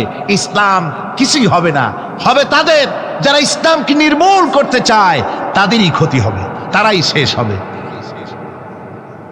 কোরআনে কারীমে আল্লাহ রাব্বুল আলামিন বলেন, وقال الذين كفروا لرسلهم لنخرجنكم من أرضنا أو لتعودن في ملتنا فأوحى إليهم ربهم لنهلكن الظالمين। আল্লাহ পাক বলেন, কাফেররা তাদের রাসূলকে বলল, লানুখরিজান্নাকুম মিন আরদিনা আও লাতাউদুন্না ফি মিল্লাতিনা, হয় তোমরা আমাদের মিল্লাতে, আমাদের স্বধর্মে ফিরে আসো, আমাদের চিন্তা চেতনায়, আমাদের আদর্শে ফিরে আসো। যদি তা না আসো, লানুখরিজান্নাকুম মিন আরদিনা, তাহলে আমাদের জমিন থেকে, আমাদের দেশ থেকে তোমাদেরকে বহিষ্কার করে দেব, উৎখাত করে দেব, নির্মূল করে দেব, যদি আমাদের আদর্শে তোমরা ফিরে না আসো।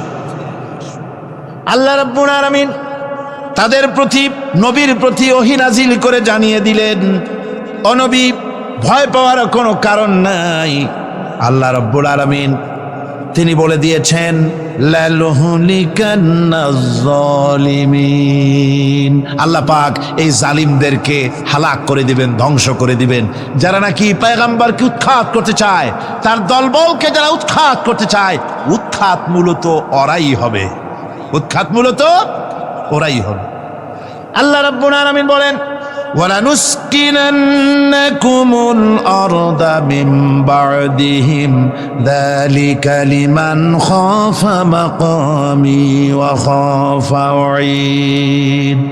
আল্লাহ, আর তাদের পরে আমি তোমাদের কি জমিনে প্রতিষ্ঠিত করব, যারা তোমাদেরকে উৎখাত করতে চায় ওরাই উৎখাত হয়ে যাবে।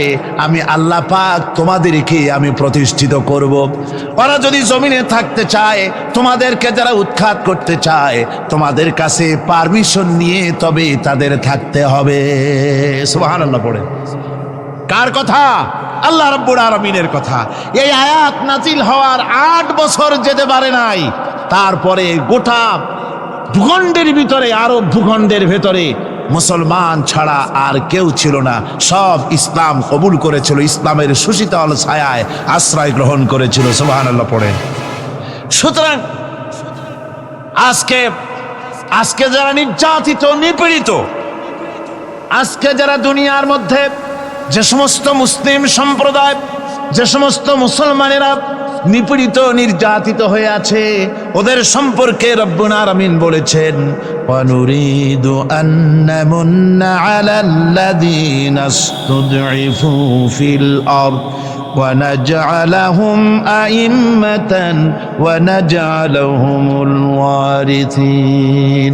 আল্লাহ পাক বলেন, আমি ইচ্ছে করি দুর্বল লোকদেরকে, দুর্বল এবং অক্ষম বানিয়ে রাখা লোকদেরকেই আমি তাদের হাতে নেতৃত্ব ফিরিয়ে দেব এবং এই জমিনের উত্তরাধিকারী তাদেরই বানাবো। যাদেরকে তোমরা উপেক্ষা করছো, যাদেরকে দুর্বল বানায় রাখছো, যাদেরকে অক্ষম করে রেখেছো, আমি তাদের হাতে নেতৃত্ব দেব, নেতৃত্ব ওরাই দিবে। সুবহানাল্লাহ বলে। একথা কার? আল্লাহ রাব্বুল আলামিনের। তাই দেখা গেল রাসূল পাক সাল্লাল্লাহু আলাইহি ওয়াসাল্লামকে ওরা মক্কার জীবনে শেষ করে দিতে চেয়েছিল, শেষ করতে চাইলো যারা, তারা শেষ হয়ে গেল, কিন্তু ইসলাম টিকে থাকলো। আবু জেহেল চেয়েছিল যে ইসলামের আলো, ইসলামের বাতি, নবীজি শেষ হয়ে যাক এই মক্কার জীবনেই, কিন্তু দেখা গেল আবু জেহেলই শেষ হলো, আর রাসূল টিকে থাকলেন, তার ইসলাম টিকে থাকলো, দাওয়াত টিকে থাকলো। আজকে পৃথিবীতে এমন কেউ নাই যে আবু জাহেলের সাথে আত্মীয়তার সূত্র দেখিয়ে দুনিয়ায় বেঁচে থাকার কোনো মর্যাদাকর কোনো পরিস্থিতি সৃষ্টি করতে পারে। সব বিদায় হয়েছে। ওর বাড়ি ভেঙে চুরে আবু জাহেলের বাড়িতে সৌদি গভর্নমেন্ট পায়খানা বানায় দিয়েছে অনেকগুলি। সারা পৃথিবীর মানুষেরা এখানে হজ করতে যারা যায়, উমরা করতে যারা যায়, তারা ওখানে গিয়ে আবু জেহেলের বাড়িতে মনের সুখে পায়খানা করে আসে জনমের মতো করে। আবু জাহেল শেষ, তার দলবল শেষ, কিন্তু মুহাম্মদ রাসূলুল্লাহ সাল্লাল্লাহু আলাইহি ওয়াসাল্লাম তার মর্যাদা শেষ হয়নি, কিয়ামত পর্যন্ত শেষ হবে না। ওয়ারাফা'না লাকা যিকরাক, আল্লাহ পাক বলছেন, হে নবী, আমি আপনার মর্যাদার দিগন্তকে উন্মুক্ত করে দেব, প্রসারিত করে দেব। এই আপনার প্রশংসার দিগন্ত গোটা পৃথিবীতে সর্বত্র ছড়িয়ে পড়বে। তাই আজকে আমরা দেখতে পাই ইউরোপে, আমেরিকায়, পৃথিবীর সর্বত্র আজ ইসলামের বিরাট জয় জয়কার শুরু হয়ে গেছে। সুবহানাল্লাহ বিহামদি। আজকে পৃথিবীর সব ইসলামের বিরুদ্ধে ঐক্যবদ্ধ হয়েছে। পৃথিবীতে সমস্ত কাফের বেঈমান, নাস্তিক, মুরতাদ, মুশরিক সব ঐক্যবদ্ধ ইসলামের বিরুদ্ধে। তার কারণ হচ্ছে ইসলামের এক নবজাগরণ শুরু হয়ে গেছে। এটাকে মিটাবার মতো ক্ষমতা পৃথিবীর কারো নাই। আল্লামা ইকবাল বলেছেন, মগরিব কি ওয়াদিयों में गूंजी अदा हमारे थमता न था किसी से सैल रवा हमारा। প্রাচ্য এবং প্রতীচ্যের, পাহাড়ে পর্বতে, ইথারে অক্সিজেনে বাতাসে পৃথিবীর সর্বত্র আলোড়িত হবে, আন্দোলিত হবে, প্রচারিত হবে, রণিত ধ্বনিত প্রতিধ্বনিত হবে সর্বত্র এই ইসলামের আজান, ইসলামের আওয়াজ। তাই আজ বিশ্ব জুড়ে ইসলামের আওয়াজ চলছে। এটাকে মিটাবার মতো ক্ষমতা কারো না। এই ইসলামকে নির্মূল করার জন্য কখনো নাম দেওয়া হয় মৌলবাদ, কখনো নাম দেওয়া হয় সাম্প্রদায়িক, কখনো বলা হয় ফান্ডামেন্টালিজম, কখনো বলা হয় প্রতিক্রিয়াশীল, কখনো বলা হয় রক্ষণশীল। নানান রকমের নাম করে ইসলামকে ধ্বংস করতে চাওয়া হয়। কিন্তু আল্লাহ পাক কোরআনে কারীমের সূরা আস-সাফে এখানে পরিষ্কার বলেছেন, ইউরিদুনা লিইউতফিউ নূরাল্লাহি বিআফওয়াহিহিম আল্লাহু মুতিম্মু নূরিহি ওয়ালাউ কারিহাল কাফিরুন। ওরা চায় কাফেরেরা মুখের ফু দিয়ে আমার আলোকে নির্বাপিত করে দেবে। আল্লাহ বলেন, আমি আমার দ্বীনকে পূর্ণতা দান করব, তাতে কাফির বেঈমানদের মনের মধ্যে যত জ্বালা যন্ত্রণা হোক, ওদের যত কষ্ট হোক, ইসলামকে কেউ নিবাতে পারবে না। যেহেতু ইসলাম কারো ব্যক্তিগত ব্যাপার নয়, ইসলাম হচ্ছে আল্লাহর। জোরে বলেন ইসলাম কার? আরো জোরে বলুন ইসলাম কার? আল্লাহ পাকে। ইসলামের পথেই আমাদেরকে আসতে হবে। এরপরে আল্লাহ পাক বলেন, والذي أرسل رسوله بالهدى ودين الحق ليظهره على الدين كله ولو كره المشركون। মহান আল্লাহ রাব্বুল আলামিন বলেন, যিনি তার রাসূলকে দ্বীন হক এবং সত্যের বিধান সহকারে পৃথিবীর মধ্যে প্রেরিত করেছেন। এই দ্বীনকে কাফেররা যতই তাদের মনে অপছন্দ হোক না কেন, নবীরা এই দায়িত্ব নিয়েই পৃথিবীতে আসেন দ্বীনকে প্রতিষ্ঠা করার জন্যে। সূরা ফাতহার ভিতরে আল্লাহ রাব্বুল আলামিন এই আয়াতকে আবার আরেকটু ভিন্নভাবে বলেছেন, হুয়াল্লাযী আরসালা রাসূলাহু বিল হুদা ওয়া দীনিল হক লিইয়ুযহিরাহু আলাদ-দীনি কুল্লিহি ওয়া কাফা বিল্লাহি শাহীদা। আমি রাসূলকে দ্বীন হক আর সত্যের বিধান সহকারে পৃথিবীর বুকে পাঠাইছি। কেন? লিইয়ুযহিরাহু আলাদ-দীনি কুল্লিহি আয় লিইয়ুগলিবাহু আলা সাইরিল আদিয়ান। রাসূল পৃথিবীতে এসেছে এই কারণে মানুষের তৈরি করা সব মতবাদ, আদিয়ানে বাতেলা, সব রকমের মানুষের তৈরি করা মতবাদের উপরে ইসলামকে বিজয়ী করে দেবে। এজন্য রাসূল দুনিয়ায় প্রেরণ করেছি। রাসূলের কাজ এটা নয় যে মসজিদের মধ্যে বসে কিছু জিকির আজকার করবেন, তারপরে কিছু দাড়ি টুপি ইত্যাদির শিক্ষা দিবেন। এই কিছু জিকির আজকার আর কিছু দাড়ি টুপি জামা কাপড় কদু খাওয়া ইত্যাদি কিছু কথা তিনি বলবেন। এই শুধুমাত্র এতটুকুন কারণে রাসূল পাঠাবার কোনো প্রয়োজন ছিল না। রাসূল এসেছেন পূর্ণাঙ্গ শিক্ষা দেওয়ার জন্যে। তার থেকে দাড়ি টুপি বাদ পড়ে নাই। তার থেকে কি দাড়ি টুপি বাদ? নিশ্চয়ই নয়। তার মধ্যে দাড়িও আছে, টুপিও আছে, জামাও আছে, মোষও আছে। মোষটা কেমনে কাটবেন রাসূল সে হেদায়েত দেন নাই নাকি? দিয়েছেন কিনা? সুবহানাল্লাহ বিহামদি। নখটা কেমনে কাটবেন সে হেদায়েত রাসূল দিয়েছেন কিনা? দিয়েছেন। টুপির হেদায়েত দিয়েছেন, দাড়ির হেদায়েত দিয়েছেন, জামার হেদায়েত দিয়েছেন, সব দিয়েছেন। কিন্তু আপনারা বলুন রাসূল মার খেলেন কেন? গতকাল বলেছি দুনিয়ার সমস্ত পয়গম্বরের অত্যাচারিত হয়েছেন, এমন কোন নবী ছিলেন না। 3 জন নবী ছাড়া সব নবী অত্যাচারিত হয়েছে। কয়জন নবী অত্যাচারিত হননি? 3 জন। একজন হলেন হযরত নূহ আলাইহিস সালাম। অত্যাচার হওয়ার আগেই বন্যা টন্যা হইয়া কাফেরদের আন্ডা বাচ্চা গোষ্ঠী শুদ্ধ শেষ। কাজী অত্যাচারিত তিনি হননি। বিরোধিতার মোকাবেলা করতে হয়েছে কিন্তু অত্যাচারিত হননি। আরেকজন হচ্ছেন হযরত আদম আলাইহিস সালাম। তার তো অত্যাচারের প্রশ্ন নেই, মানুষই নেই, অত্যাচার করবে কিনা।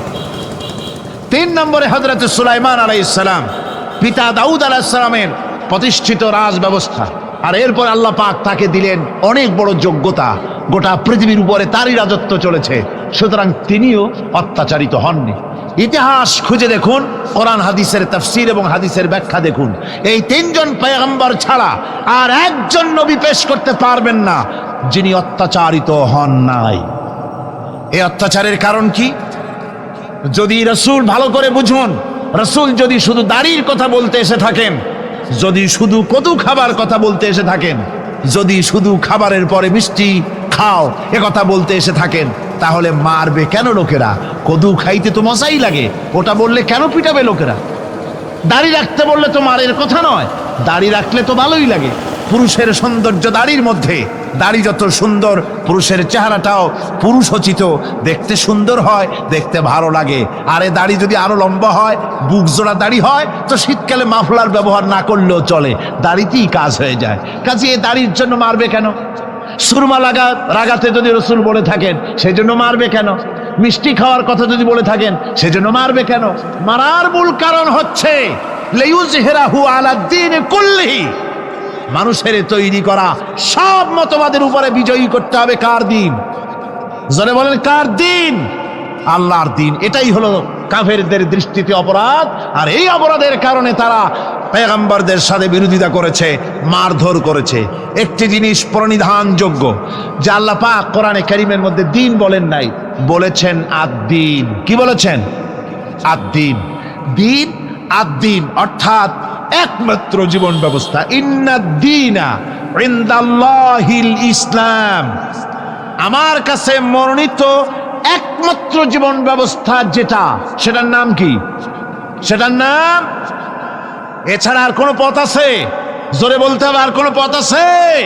নাই। কিন্তু পোড়া কপাল এক শ্রেণীর মুসলমান আছে যারা অমুসলিম ভাইদের সঙ্গে বসে একসঙ্গে বলে, ভাই তোমরাও যা আমরাও তাই। বলে কিরকম? বলে তোমরা বলো ভগবান, আমরা বলি আল্লাহ। তোমরা বলো স্বর্গ, আমরা বলি জান্নাত। তোমরা বলো নরক, আমরা বলি দোজক। ওই সব একই কথা, যাব একই জায়গায়। ওই হয় কেউ ট্রেনে যাব, না হয় কেউ বাসে যাব, না হয় কেউ প্লেনে যাব। ওই পথ একটু একাবাকা হলেও যাবই যখন এক জায়গায়। তোমরা আর আমরা সব এক, কোনো তফাৎ নাই। দাও তোমার সিগারেট, একটা টান দিয়া যাই। একটা হোক্কার একটা সিগারেট খাওয়ার জন্য আর ইমানটা বেঁচে দিয়ে আসলো, নাউজুবিল্লাহি মিন যালিক। ওরও রাস্তা আর তোমারও রাস্তা, এই দুই রাস্তা কি কখনো এক হয়? জোরে বলেন, কখনো এক হয়? হতে পারে না। ওর হচ্ছে ভগবান আর আমার হচ্ছে আল্লাহ। ওর ভগবানের স্ত্রীলিঙ্গে আসে ভগবতী না, ওর ঈশ্বরের স্ত্রীলিঙ্গে আসে ঈশ্বরী, ওর বিধাতার স্ত্রীলিঙ্গে আসে বিধাত্রী, ওর গডের স্ত্রীলিঙ্গে আসে গডেস। কিন্তু বলো আল্লাহর স্ত্রীলিঙ্গে কি আসবে? জি, গোটা বিশ্বের সমস্ত ডিকশনারি যদি এক জায়গায় করা যায়, আল্লাহর স্ত্রীলিঙ্গে কোনো প্রতিশব্দ খুঁজে পাওয়া যাবে না। তাহলে ওর ভগবান আর তোমার আল্লাহ এক হইল কি করে? কোনোদিন এক হতে পারে না। ওর পথ আর তোমার পথ কোনোদিন এক নয়। যদি এক হতো তাহলে আল্লাহ আদ-দিন বলতেন না, শুধু বলতেন দিন। যেমন আমি যদি জিজ্ঞেস করি এই চিটাগং থেকে ঢাকা যাওয়ার জন্য রাস্তা কোনটি, তখন যাকে জিজ্ঞেস করলাম সে যদি ইংরেজিতে জবাব দেয় চিটাগং থেকে ঢাকা যাওয়ার জন্য দিস ইজ এ ওয়ে, অর্থাৎ চট্টগ্রাম থেকে ঢাকা যাওয়ার জন্য ইহা একটি রাস্তা, তাহলে আমার বুঝতে অসুবিধা হয় না যে এটা ছাড়া ঢাকায় যাওয়ার আরো রাস্তা আছে, ঠিক কিনা? কিন্তু আমার প্রশ্নের জবাবে যদি উত্তর দানকারী যদি বলে যে চিটাগং থেকে ঢাকায় যাওয়ার জন্য দিস ইজ দ্য ওয়ে, তাহলে অর্থ কি হবে? তাহলে অর্থ হবে চট্টগ্রাম থেকে ঢাকায় যাওয়ার জন্য ইহাই একমাত্র রাস্তা, তাহলে আর কোনো রাস্তা নাই। কোরআনে কারীম আল্লাহ পাক দিন বলেন নাই, বলেছেন ইন্নাদ দীনা ইনদাল্লাহিল ইসলাম। আমার কাছে কেবলমাত্র শুধুমাত্র একমাত্র একটাই পথ, সে পথটি হচ্ছে মনোনীত জীবন ব্যবস্থা, তার নাম ইসলাম, শুধু ইসলাম আর ইসলাম। জোরে বলেন সুবহানাল্লাহ। ইসলাম ছাড়া আর কোনো মত আর কোনো পথ আল্লাহর কাছে গ্রহণযোগ্য নয়। আরবি ভাষায় এই দিন শব্দটি বিরাট ব্যাপক অর্থবোধক। দিন শব্দটি বোঝার জন্যে আপনারা বিংশ শতকের মুজাদ্দিদ আল্লামা সৈয়দ আবুল আলা মওদুদি রাহিমাহুল্লাহ, তার লেখা কোরআন কি চার বুনিয়াদি ইস্তিলাহ हैं, এর বাংলা হচ্ছে কোরআনে কারীমের মৌলিক চারটি পরিভাষা। এর মধ্যে দেখবেন রব, ইলাহ, ইবাদত, দ্বীন, এই চারটি শব্দের বিশাল এবং ব্যাপক ব্যাখ্যা তিনি সেখানে প্রদান করেছেন কোরআনে কারীম থেকেই। দ্বীন সম্পর্কে বলা হয়েছে, দ্বীন শুধু সমস্ত লোগাত এটা আপনি পাবেন, ডিকশনারিতে পাবেন, আরবি লোগাতগুলির মধ্যে পাবেন। দ্বীন শব্দের অর্থ অনেকগুলি, যেমন দ্বীনের অর্থ প্রভুত্ব, প্রাধান্য, শক্তি, আধিপত্য, আনুগত্য, দাসত্ব, প্রতিফল, কর্মফল, পথ, পন্থা, ব্যবস্থা। এতগুলি অর্থ শুধুমাত্র দ্বীনের। দ্বীন শব্দের 19টি অর্থ ডিকশনারির মধ্যে পাওয়া যায়। এই দ্বীন কোরআনে কারীমের মধ্যে বিভিন্ন জায়গায় বিভিন্ন অর্থে ব্যবহৃত হয়েছে, বিভিন্ন অর্থে ব্যবহৃত হয়েছে। কোথাও ব্যবহৃত হয়েছে বিচার ব্যবস্থা সম্পর্কে, যেমন মালিক ইয়াউমিদ্দিন, আল্লাহ পাক বিচারের দিনের মালিক, তিনি সেদিনের তিনি মালিক মুখতার, যেদিন ডে অফ জাজমেন্ট, বিচারের দিনে তিনি বিচার করবেন। এভাবে করে আল্লাহ পাক বিভিন্ন আয়াতের মধ্যে এই দ্বীন শব্দকে এনেছেন বিভিন্ন অর্থে, কোথাও শক্তি, কোথাও আধিপত্য, কোথাও কর্মফল ইত্যাদি সম্পর্কে। জীবন ব্যবস্থা সম্পর্কে যে আয়াতগুলি এসেছে তার থেকে কয়েকটি আয়াত আমি আপনাদের শোনাই। কোরআনে কারীমের মধ্যে ইসলাম যে জীবন ব্যবস্থা হিসাবে দিন ব্যবহৃত হয়েছে যে সব আয়াতে, তা হচ্ছে আফাগায়রা দীনিল্লাহি ইয়াবগুন ওয়ালাহু আসলামা মান ফিস সামাওয়াতি ওয়াল আরদি তাওআন ওয়া কারহা। আল্লাহ পাক বলেন, আমার দেওয়া জীবন ব্যবস্থাকে ছেড়ে দিয়ে অন্যের তৈরি করা জীবন ব্যবস্থা তোমরা তালাশ করো নাকি? ওয়ালাহু আসলামা মান ফিস সামাওয়াতি ওয়াল আরদ, অথচ আকাশের জমিনে যা কিছু আছে সব আনুগত্যের মস্তক আমার সামনে অবনত করে দিয়েছে। আফাগায়রা দীনিল্লাহি ইয়াবগুন, আল্লাহর দেওয়া জীবন ব্যবস্থা, এখানে দিন আসছে জীবন ব্যবস্থা হিসাবে, এই জীবন ব্যবস্থা ছেড়ে দিয়ে অন্যের তৈরি করা মতবাদ তালাশ করো। অথচ আমার ব্যবস্থা গ্রহণ করেছে, মেনে নিয়েছে পৃথিবীর সবাই, আকাশেও জমিনেও সবাই। আইন মানে কার? জোরে বলেন না, কার আইন মানে? ওই মহাকাশের সূর্য, চন্দ্র, গ্রহ, নক্ষত্র, সৌররাজি, নবমণ্ডল, ভূমণ্ডল, সব আইন মানে আল্লাহ রাব্বুল আলামিনের। তাই রাত 12টার সময় সূর্যের ক্ষমতা নাই, রাত 12টার সময় পৃথিবীর আকাশে উদিত হয় আর বলে যে রাত তুই সরে যা, আমি এখন দিনের 12টা বাজায় দেব। পারবে কথা বলতে সূর্য? পারবে না। আবার দিনের দুপুর 12টায় রাতের আগমন ঘটবে না, চাঁদের সঙ্গে সূর্যের টক্কর লাগবে না, সূর্যের সাথে চন্দ্রের আঘাত লাগবে না, নক্ষত্র উপগ্রহ সব মহাশূন্যের উপরে চলাচল করবে, কারো সাথে কারো কোনো বাধা, কারো কোনো আঘাত লাগবে না, যেহেতু সব আল্লাহর হুকুম মেনে চলে। জোরে বলেন সুবহানাল্লাহ। আল্লাহর হুকুম মেনে চলে পৃথিবীর গাছপালাগুলি।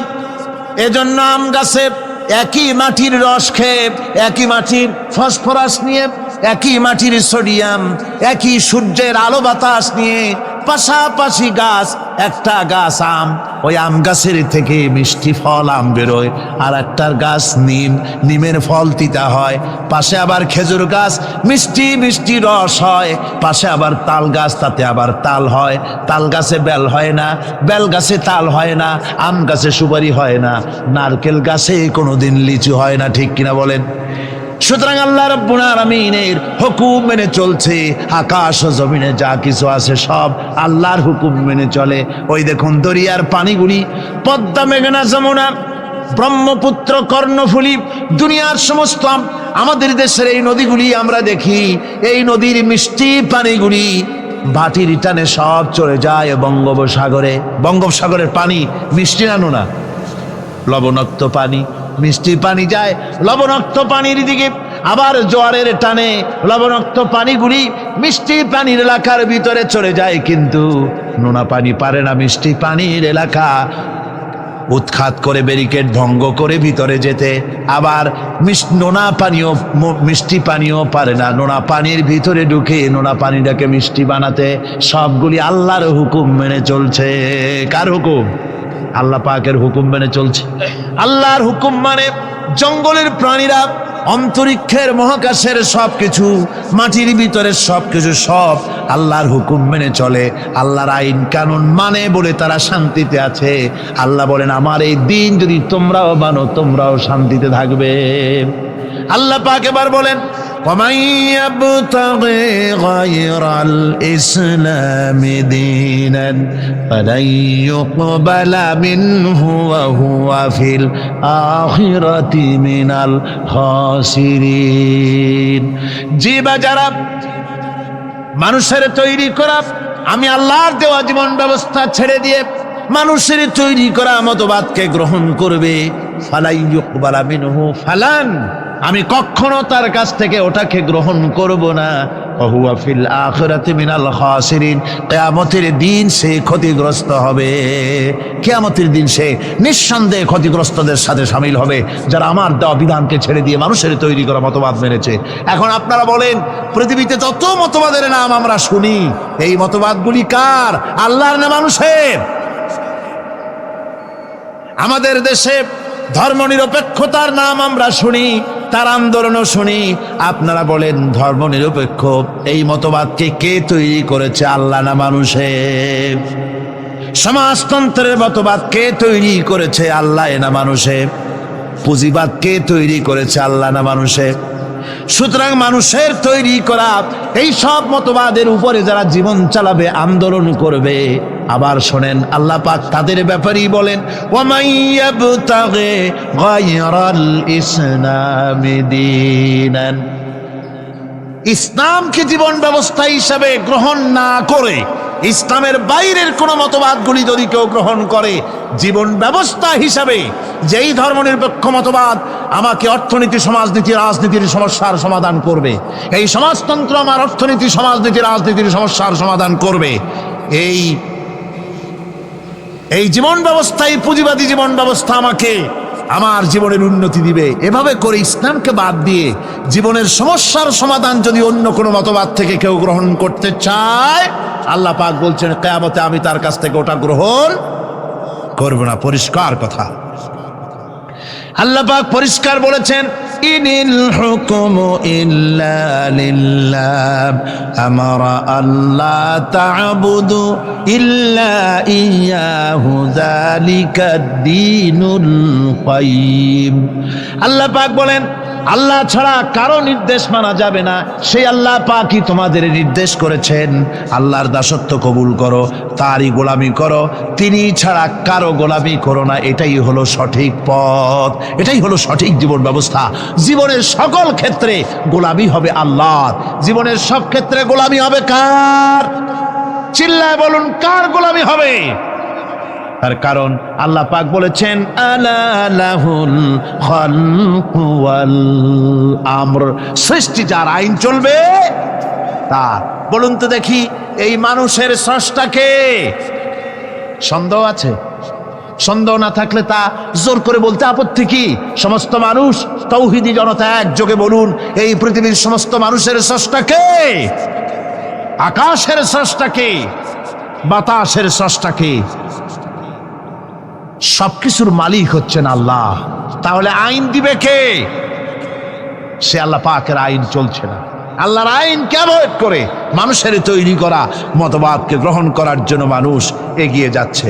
আসলে মানব রচিত মতবাদে পৃথিবীর মানুষের জন্য কোনো শান্তি কোনোদিন আসে নাই, আসতে পারেও না।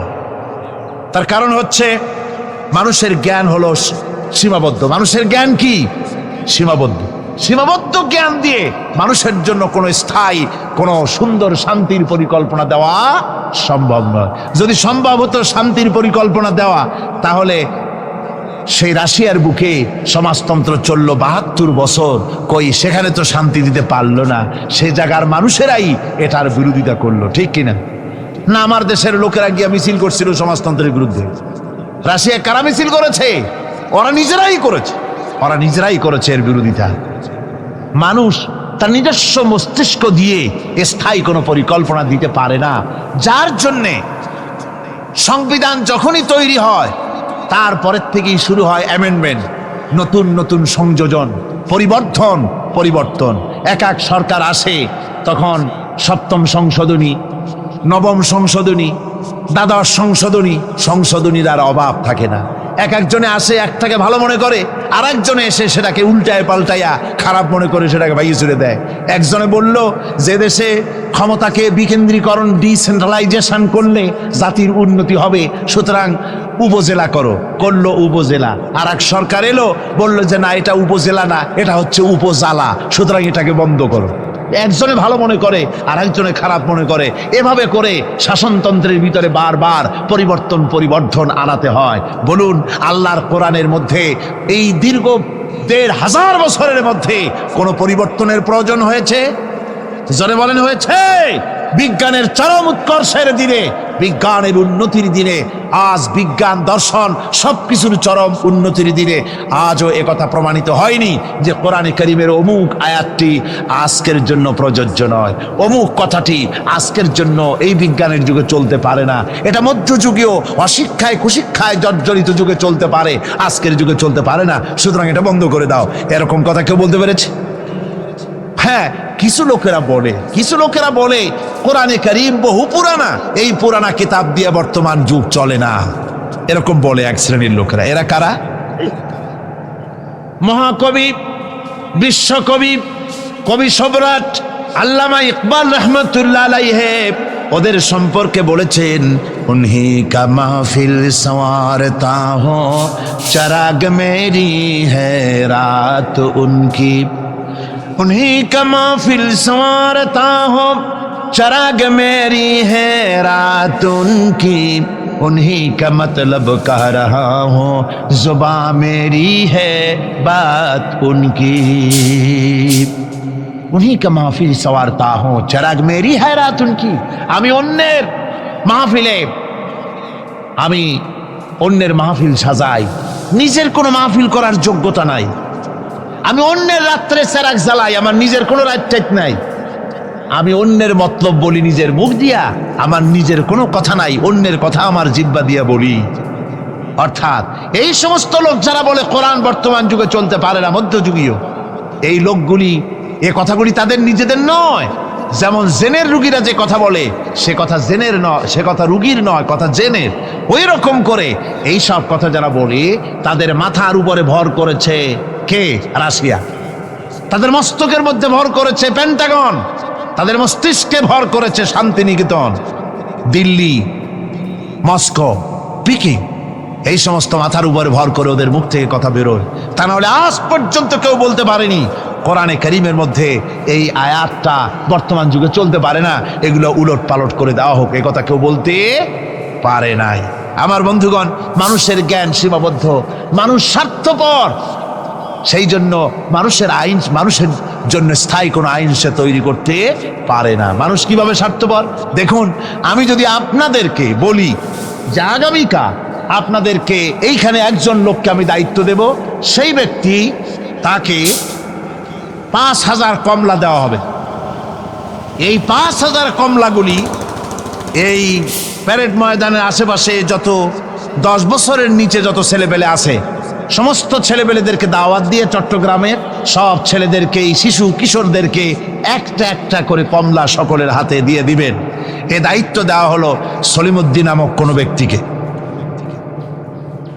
সলিমুদ্দিন সাহেব কমলা নিয়ে দাঁড়ায় থাকলেন, ছেলেরা আসছে, উনি কমলা দিচ্ছেন একটা একটা করে।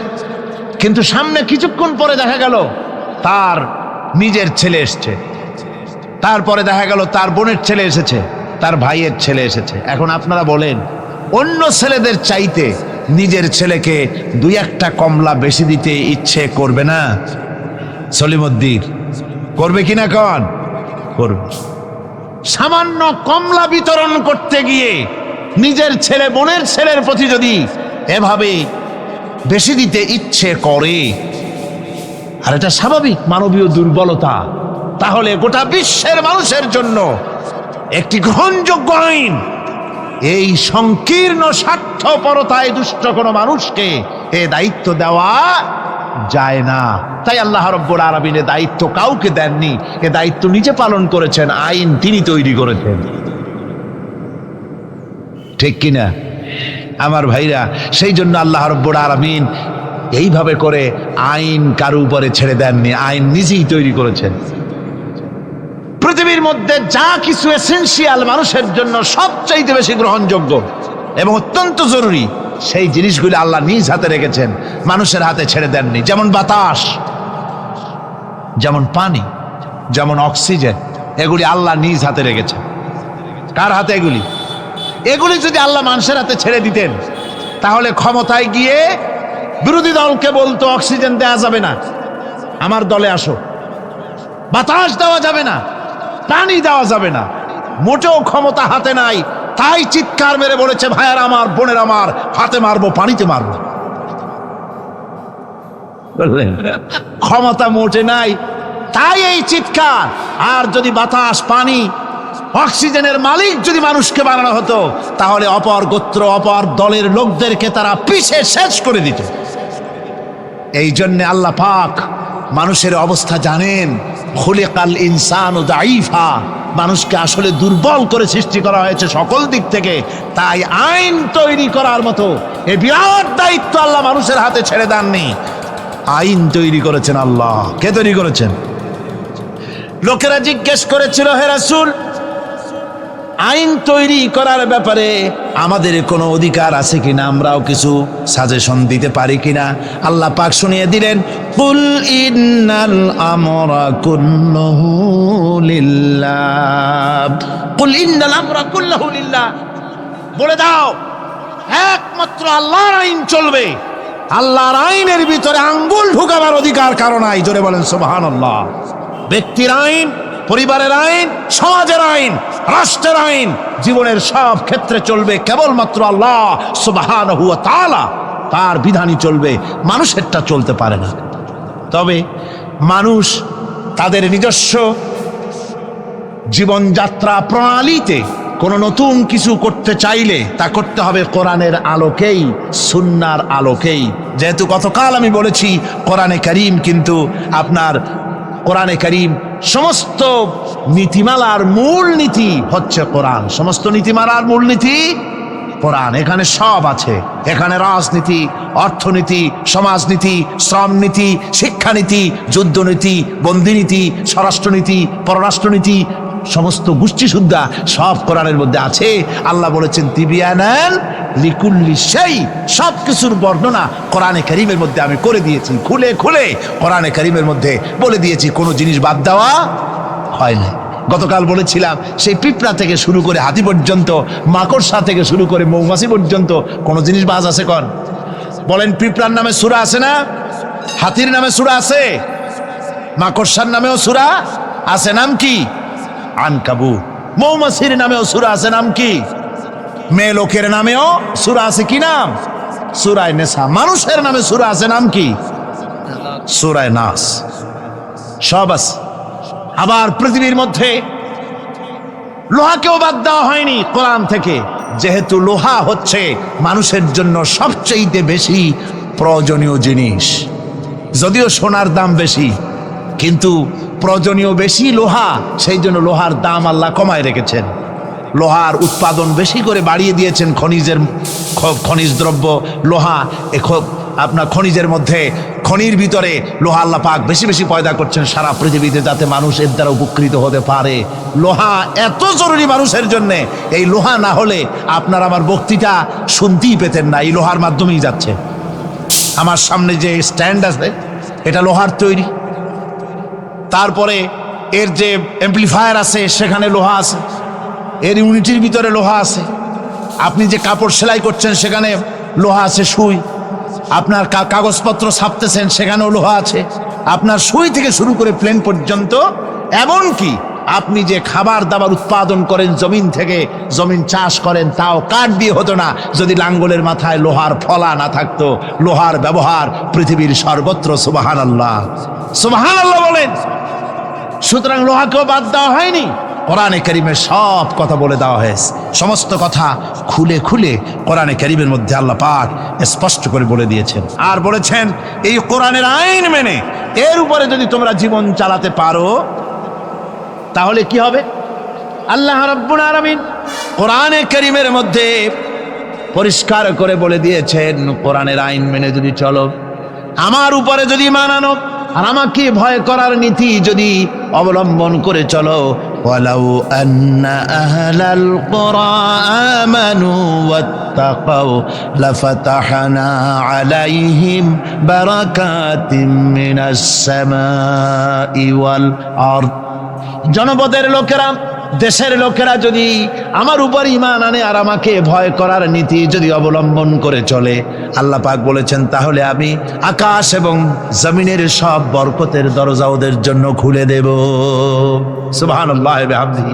আকাশ এবং জমিনের বরকতের সব দরজা ওদের জন্য খুলে দেব যদি আমার উপরে আমাকে ভয় করো আর আমার উপরে ঈমান আনার নীতি নিয়ে যদি জীবন গড়ো। সুতরাং এই পৃথিবীতে শান্তি প্রতিষ্ঠা করতে হলে, শান্তি পেতে হলে তার পূর্ব শর্ত হচ্ছে জমিনে আইন চালু করতে হবে। কার? আরো জোরে বলে কার?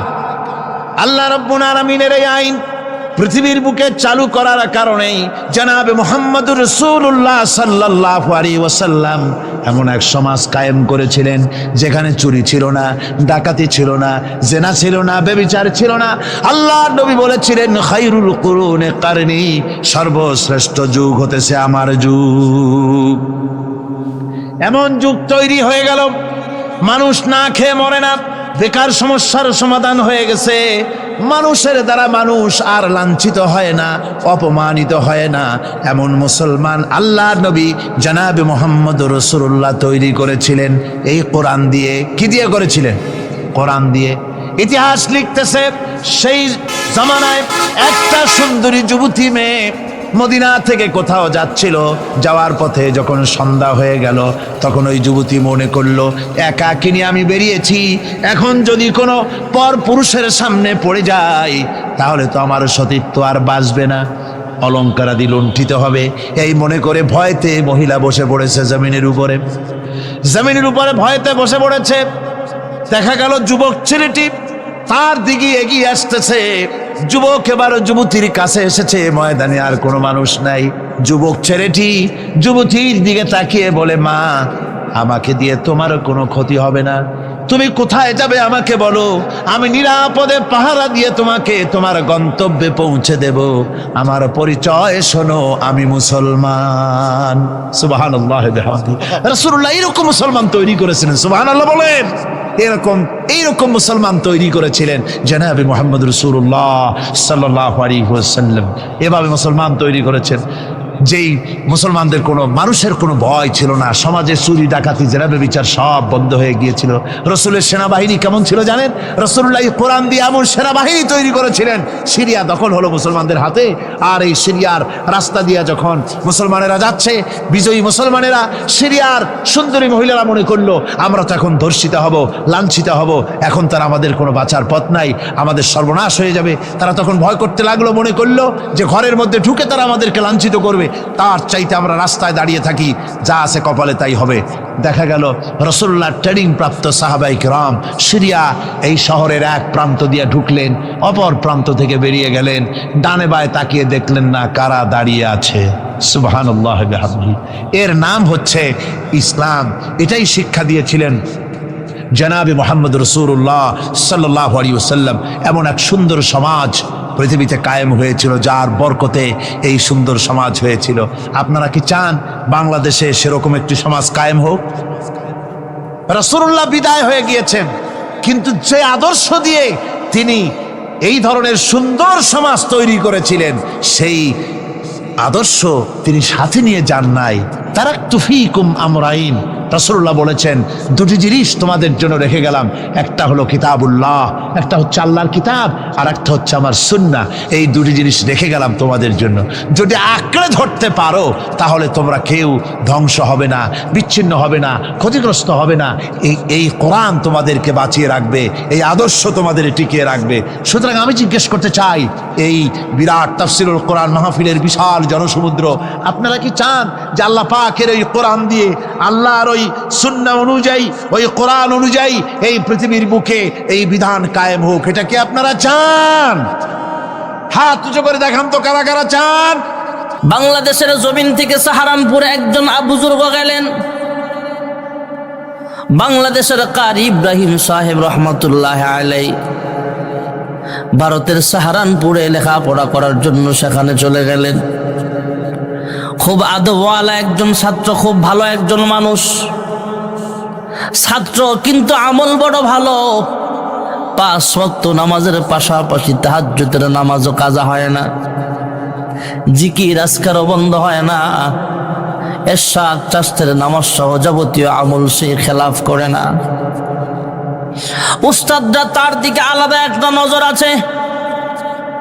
ছাত্র উস্তাদ সাহারানপুরের সবাই কারি ইব্রাহিমকে মোহাব্বত করে, কারণ পুরা মাদ্রাসার মধ্যে যে ছাত্ররা সবচেয়ে আমল বেশি তার মধ্যে একজন হলো ইব্রাহিম।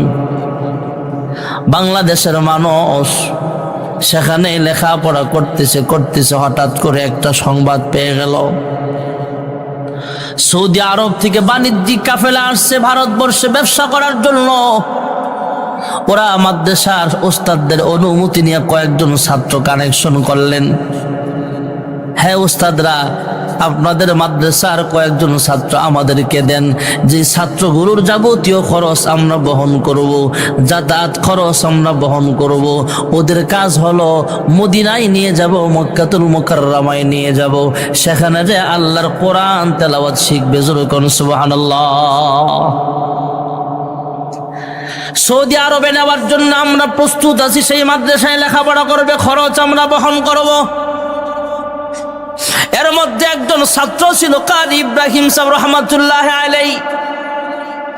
সৌদি আরবের বাণিজ্যিক কাফেলার সাথে তিনিও চলে গেলেন। ভাইয়েরা আমার, সৌদি আরবে যায় সেখানে কেরাত প্রশিক্ষণ নিলেন, কোরআন তেলাওয়াত শিখেন, দ্বীনি ইলম অর্জন করতেছিলেন। ওনার তেলাওয়াতে মাদ্রাসার ছাত্ররা মুতাওয়াতিরা, সব ছাত্রদের চাইতে ভালো সুন্দর তেলাওয়াত কারি ইব্রাহিম। সবাই যার তেলাওয়াত শুনতে ব্যস্ত, উস্তাদরা শিক্ষকরা পর্যন্ত যার তেলাওয়াত শোনে। এই খবর আশপাশের মানুষগুলোর কাছে যখন পৌঁছে যায়, এলাকার মানুষগুলো কারি ইব্রাহিম সাহেবের তেলাওয়াত শুনতে ব্যস্ত। জোরে করুন সুবহানাল্লাহ। সৌদি আরবের সরকারিভাবে রাজকীয় পরিবেশে যত কনফারেন্স হয়, অধিকাংশ কনফারেন্সে কারি ইব্রাহিমের মাধ্যমে তেলাওয়াত শুরু হয়। এই তেলাওয়াতের মাধ্যমে অনুষ্ঠান শুরু হয়। সুবহানাল্লাহ। কারি ইব্রাহিম আস্তে আস্তে বড় হলেন, যুবক হলেন। বিবাহের বয়স যখন হয়ে গেছে, সৌদি আরবের রাষ্ট্রীয় রাজকন্যার মধ্যে একটা সুন্দরী রাজকন্যাকে কারি ইব্রাহিমের সাথে বিবাহ পড়ায়া দিলেন। জোরে করুন সুবহানাল্লাহ। কারি ইব্রাহিম সাহেব রহমাতুল্লাহ আলাইহি অনেক দিন পর্যন্ত সেখানে সংসার করলেন, সেই মাদ্রাসায় পড়লেন, সেখানে পড়াইলেন। হঠাৎ করে ওনার উস্তাদ গাঙ্গুহি রহমাতুল্লাহ আলাইহি আরেকজন যাত্রীর মস্ত বড় আল্লাহওয়ালা রশিদ আহমদ গাঙ্গুহি রহমাতুল্লাহ আলাইহি চিঠি লিখলেন, তুমি সৌদি আরব থেকে তোমার দেশে যাও, তোমার মাতৃভূমি বাংলাদেশে চলে যাও, সেখানে যে দ্বীনের খেদমত করো, সেখানে যে মানুষকে আল্লাহ বলা মানুষগুলোকে আল্লাহর পথে দাওয়াত দাও, ঘরমুখী মানুষগুলোকে আল্লাহমুখী করো, মসজিদমুখী করার চেষ্টা করো, দুনিয়ামুখী মানুষগুলোকে পরকালমুখী করার চেষ্টা করো। জোরে করুন সুবহানাল্লাহ। কারি ইব্রাহিম সাহেব রহমাতুল্লাহ আলাইহি যেহেতু বিবাহিত, শ্বশুর বাড়ি সৌদি আরব, বিবি হলো রাজকন্যা। সৌদি আরবের রাজকীয় মহলে থাকে যারা, কারি ইব্রাহিম সাহেব রহমাতুল্লাহ আলাইহি শ্বশুরের কাছে অনুমতি নিয়া বিবির কাছে অনুমতি নিলেন, চলেন আমি বাংলাদেশে চলে যাব, আপনি এখানে বসবাস করেন, আপনি যেহেতু রাজকন্যা, আপনার কোনো কিছুর অভাব হবে না, আমি আমার বাংলাদেশে চলে যাব, আমার উস্তাদের আদেশ। সুবহানাল্লাহ। সৌদি আরবের রাজকন্যা তথা কারি ইব্রাহিম সাহেব রহমাতুল্লাহ আলাইহির বিবি ডাক দেয়া বলে, তিনিও তো একজন আল্লাহওয়ালি বান্দি। বাবাকে ডাক দেয়া কয়, আব্বা, আমার স্বামী কারি ইব্রাহিম সাহেব তিনি বাংলাদেশে চলে যাবে, ওনার ঘর থাক বা না থাক, বাড়ি থাক বা না থাক, আমার স্বামী যেখানে থাকবে আমিও বাংলাদেশে চলে যাব। জোরে করুন সুবহানাল্লাহ। সৌদি আরবের যারা গেছেন দেখেছেন, রাষ্ট্রীয় পর্যায়ে যারা বসবাস করে, সব সময় ওই দেশের রাষ্ট্রপ্রধান, এদের ছেলে মেয়েগুলো খুব শৌখিন হয়, এরা বড় আল্লাহওয়ালা হয়। অনেকে আছে খুব বুক বিলাসিতায় জিন্দেগি কাটায়।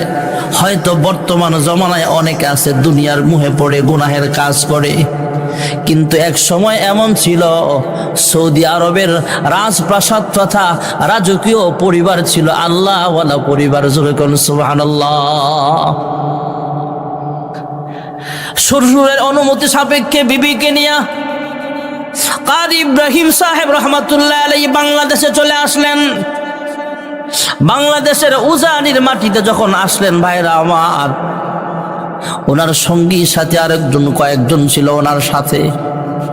একদিন হঠাৎ করে ডাক দিয়া কয়, হুজুর, যেখানে আমরা জিকির আজকার করার জন্য খানকা বানাবো অথবা মসজিদ বানাবো বা মাদ্রাসা বানাবো, যেখানে আমরা ঘর তুলতে যাচ্ছি সেখানে একটা জঙ্গল, আর যেখানে গাছ কাটতে গেলাম সেখানে তাকায় দেখি একটা বাঘ তার বাচ্চাকে দুধ পান করাচ্ছে। যেরকম সুবহানাল্লাহ।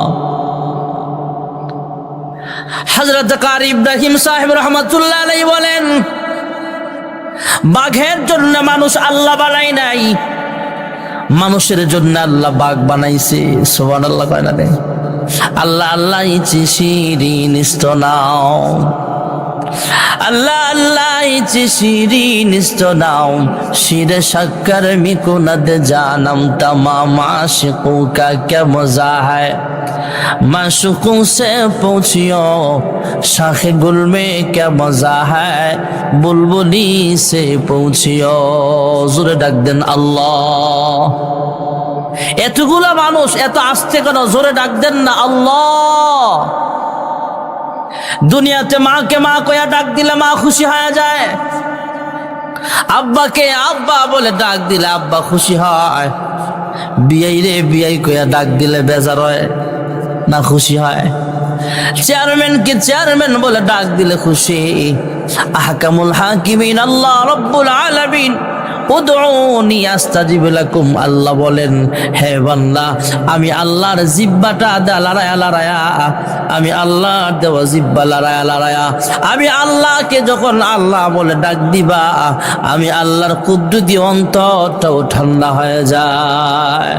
হে বান্দা আমি আল্লাহকে আল্লাহ বলে ডাক দিবা একবার, আমি আল্লাহর সাথে সাথে 70 বার তোমার ডাকের জবাব দিয়ে দিব। তোমার নামে মধুর গানে হৃদয়ে ভরে যায়, তোমাকে পড়ে গো মনে ভোরের হাওয়ায়, আজানে আজানে কাঁপে সুরের মিনার, বয়ে চলে কানদী শূন্য কিনার, তোমার নামের সিফাত মনটা নাড়ায়, তোমাকে পড়ে গো মনে ভোরের হাওয়ায়। জোরে ডাক দেন আল্লাহ। কারি ইব্রাহিম সাহেব রহমাতুল্লাহ আলাইহি ডাক দিয়া বলে, বাঘের জন্য আল্লাহ মানুষ বানাই নাই, মানুষের খেদমতের জন্য আল্লাহ বাঘ বানাইছেন। কারি ইব্রাহিম সাহেব রহমাতুল্লাহ আলাইহি আবার বাঘের সামনে গেলেন। আমরা তো বাঘ দেখলে ভয় পাই, স্টেজের এক পাশ থেকে যদি একটা ছোট্ট বাঘ দৌড় দেয়, এখন তো আমার লাগে আপনারা অশোনার লাগে বসে আছেন, তখন কব চাচা আপনা জান আগে বাসা, আমারে থুয়েই তো সব যা পালাইবেন, আমারে তো থুইবেন 1200 টাকার দামের জোতাও থুয়ে যাবেন না। কিন্তু কারি ইব্রাহিম সাহেব রহমাতুল্লাহ আলাইহি বাঘকে ভয় পায় নাই, বাঘের সামনে যায় আওয়াজ করতেছে, হে বাঘ মানুষের খেদমতের জন্য আল্লাহ তোমারে বানাইছেন, আমরা আল্লাহর কয়েকজন গোলাম এখানে আইছিলাম, এখানে একটা ঘর বানাবো, এখানে আমরা বসবাস করব। মানুষ আর বাঘ একসাথে বসবাস করতে পারে না, তুমি অন্যত্র কোথাও চলে যাও, আমরা এখানে বসবাস করব। সকলেই তাকায় দেখলেন, উপস্থিত লোকজন তাকায় দেখলেন ওই বাঘ তার বাচ্চাগুলো সহ সাথে নিয়া, এই বাঘটা এখান থেকে সরে যায় জঙ্গলের অন্য কোথাও চলে গেছে। যেরকম সুবহানাল্লাহ। আর আমাদের কথা তো আমাকে বউরাই শুনে না, আমাকে দেশের অনেক নেতা আছে বউই নেতারে ভোট দেয় না, আছে না? আমার বড় বড় চাপাবাজি ফুটা নিয়ে আর কি ভোট লয়া দেখেন, অনেক নেতার বউ জামাইরে ভোট দেয় না। কারি ইব্রাহিম সাহেব রহমাতুল্লাহ আলাইহি বাঘ কথা শুনলেন, বাঘ চলিয়া গেলেন। সেই জায়গায় ছোট্ট একটা গম্বুজ বানানো হয়েছে পুরাতন মসজিদের পাশে। উজানির ময়দানে কেউ যদি যেয়ে থাকেন অবশ্যই সেই জায়গাটা আপনারা দেখেছেন। কারি ইব্রাহিম সাহেব রহমাতুল্লাহ আলাইহি অনেক বড় মাপের আল্লাহওয়ালা ছিলেন। উনি যখন জিকির করতেন ওনার অনেক মুরিদ জিন ছিল যারা তার সাথে জিকির করত। সুবহানাল্লাহ। অনেক সময় ওই এলাকার বাসিন্দারা বলেছেন, ওনার জীবন ইতিহাসের মধ্যে লেখা হয়েছে, কারি ইব্রাহিম সাহেব রহমাতুল্লাহ আলাইহি ঘরের ভিতরে বৈশা বৈশা জিকির করে, মনে হচ্ছে ওনার ঘর ইহা তক জমিনটা পর্যন্ত আল্লাহর জিকির করতেছে। জোরে কোন সুবহানাল্লাহ। একদিন ওনার এক মুরিদ রাত্রেবেলায় গেলেন, তাহাজ্জুদের সময় পীর সাহেবের সাথে দেখা করতে গেলে তাকায় দেখি হুজুর তো ঘরের ভিতরে আল্লাহর জিকির করতেছে, আর হুজুরের ঘরের চতুর্পাশে অসংখ্য অগণিত সাপ জিকির করতেছে। আসলে এইগুলো কোনো সাপ নয়, এগুলা জিন এইভাবে সাপের বেশ ধরে জিকির করতে ব্যস্ত হয়ে গেছে। জোরে কোন কারি ইব্রাহিম সাহেব রহমাতুল্লাহ আলাইহি আমাদের সোনারগাঁয়ে ওনার সন্তানেরা আসতেন। এখন পর্যন্ত ওনার বংশের কিছু মানুষ বেঁচে আছে, ওরা আছে আমাদের এলাকায়। মাওলানা আশিক আলাইহি সাহেব দামাত বরকাতুল আলিয়া সোনারগাঁয়ে অনেক আসেন। মাওলানা মাহবুব আলাইহি সাহেব তিনিও আসেন। সেই উজানির ছোট্ট কথা আপনাদেরকে বুঝালাম। এমন আল্লাহওয়ালা বানাইবার জন্য এমন মাদ্রাসার দরকার জোরকন আছে না নাই? ভাইরা আমার, বন্ধুরা আমার, মহান আল্লাহ রাব্বুল আলামিন এই কোরআনুল কারীম আসমানকে দেওয়ার জন্য বলেছিলেন, আসমান গ্রহণ করতে রাজি হয় নাই। পাহাড়কে বলেছেন পাহাড় গ্রহণ করতে রাজি হয় নাই। জমিনকে বলেছেন জমিন গ্রহণ করতে রাজি হয় নাই। আমরা দুর্বল মানুষ এই 30 পারা কোরআনের দায়িত্ব গ্রহণ করেছি। জোরে কোন সুবহানাল্লাহ। إنا عرضنا الأمانة على السماوات والأرض والجبال فأبين أن يحملنها وأشفقن منها وحملها الإنسان।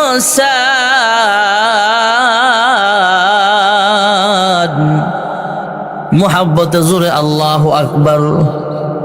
ভাইরা আমার, বন্ধুরা আমার, আসমান গ্রহণ করতে রাজি হয় নাই, জমিন গ্রহণ করতে রাজি হয় নাই, পাহাড় গ্রহণ করতে রাজি হয় নাই।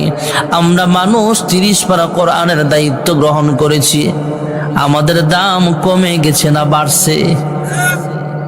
ভাইরা আমার, বন্ধুরা আমার, মহান আল্লাহ রাব্বুল আলামিন কোরআনুল কারীমটা অবতীর্ণ করেছেন ভিন্ন সিস্টেমে।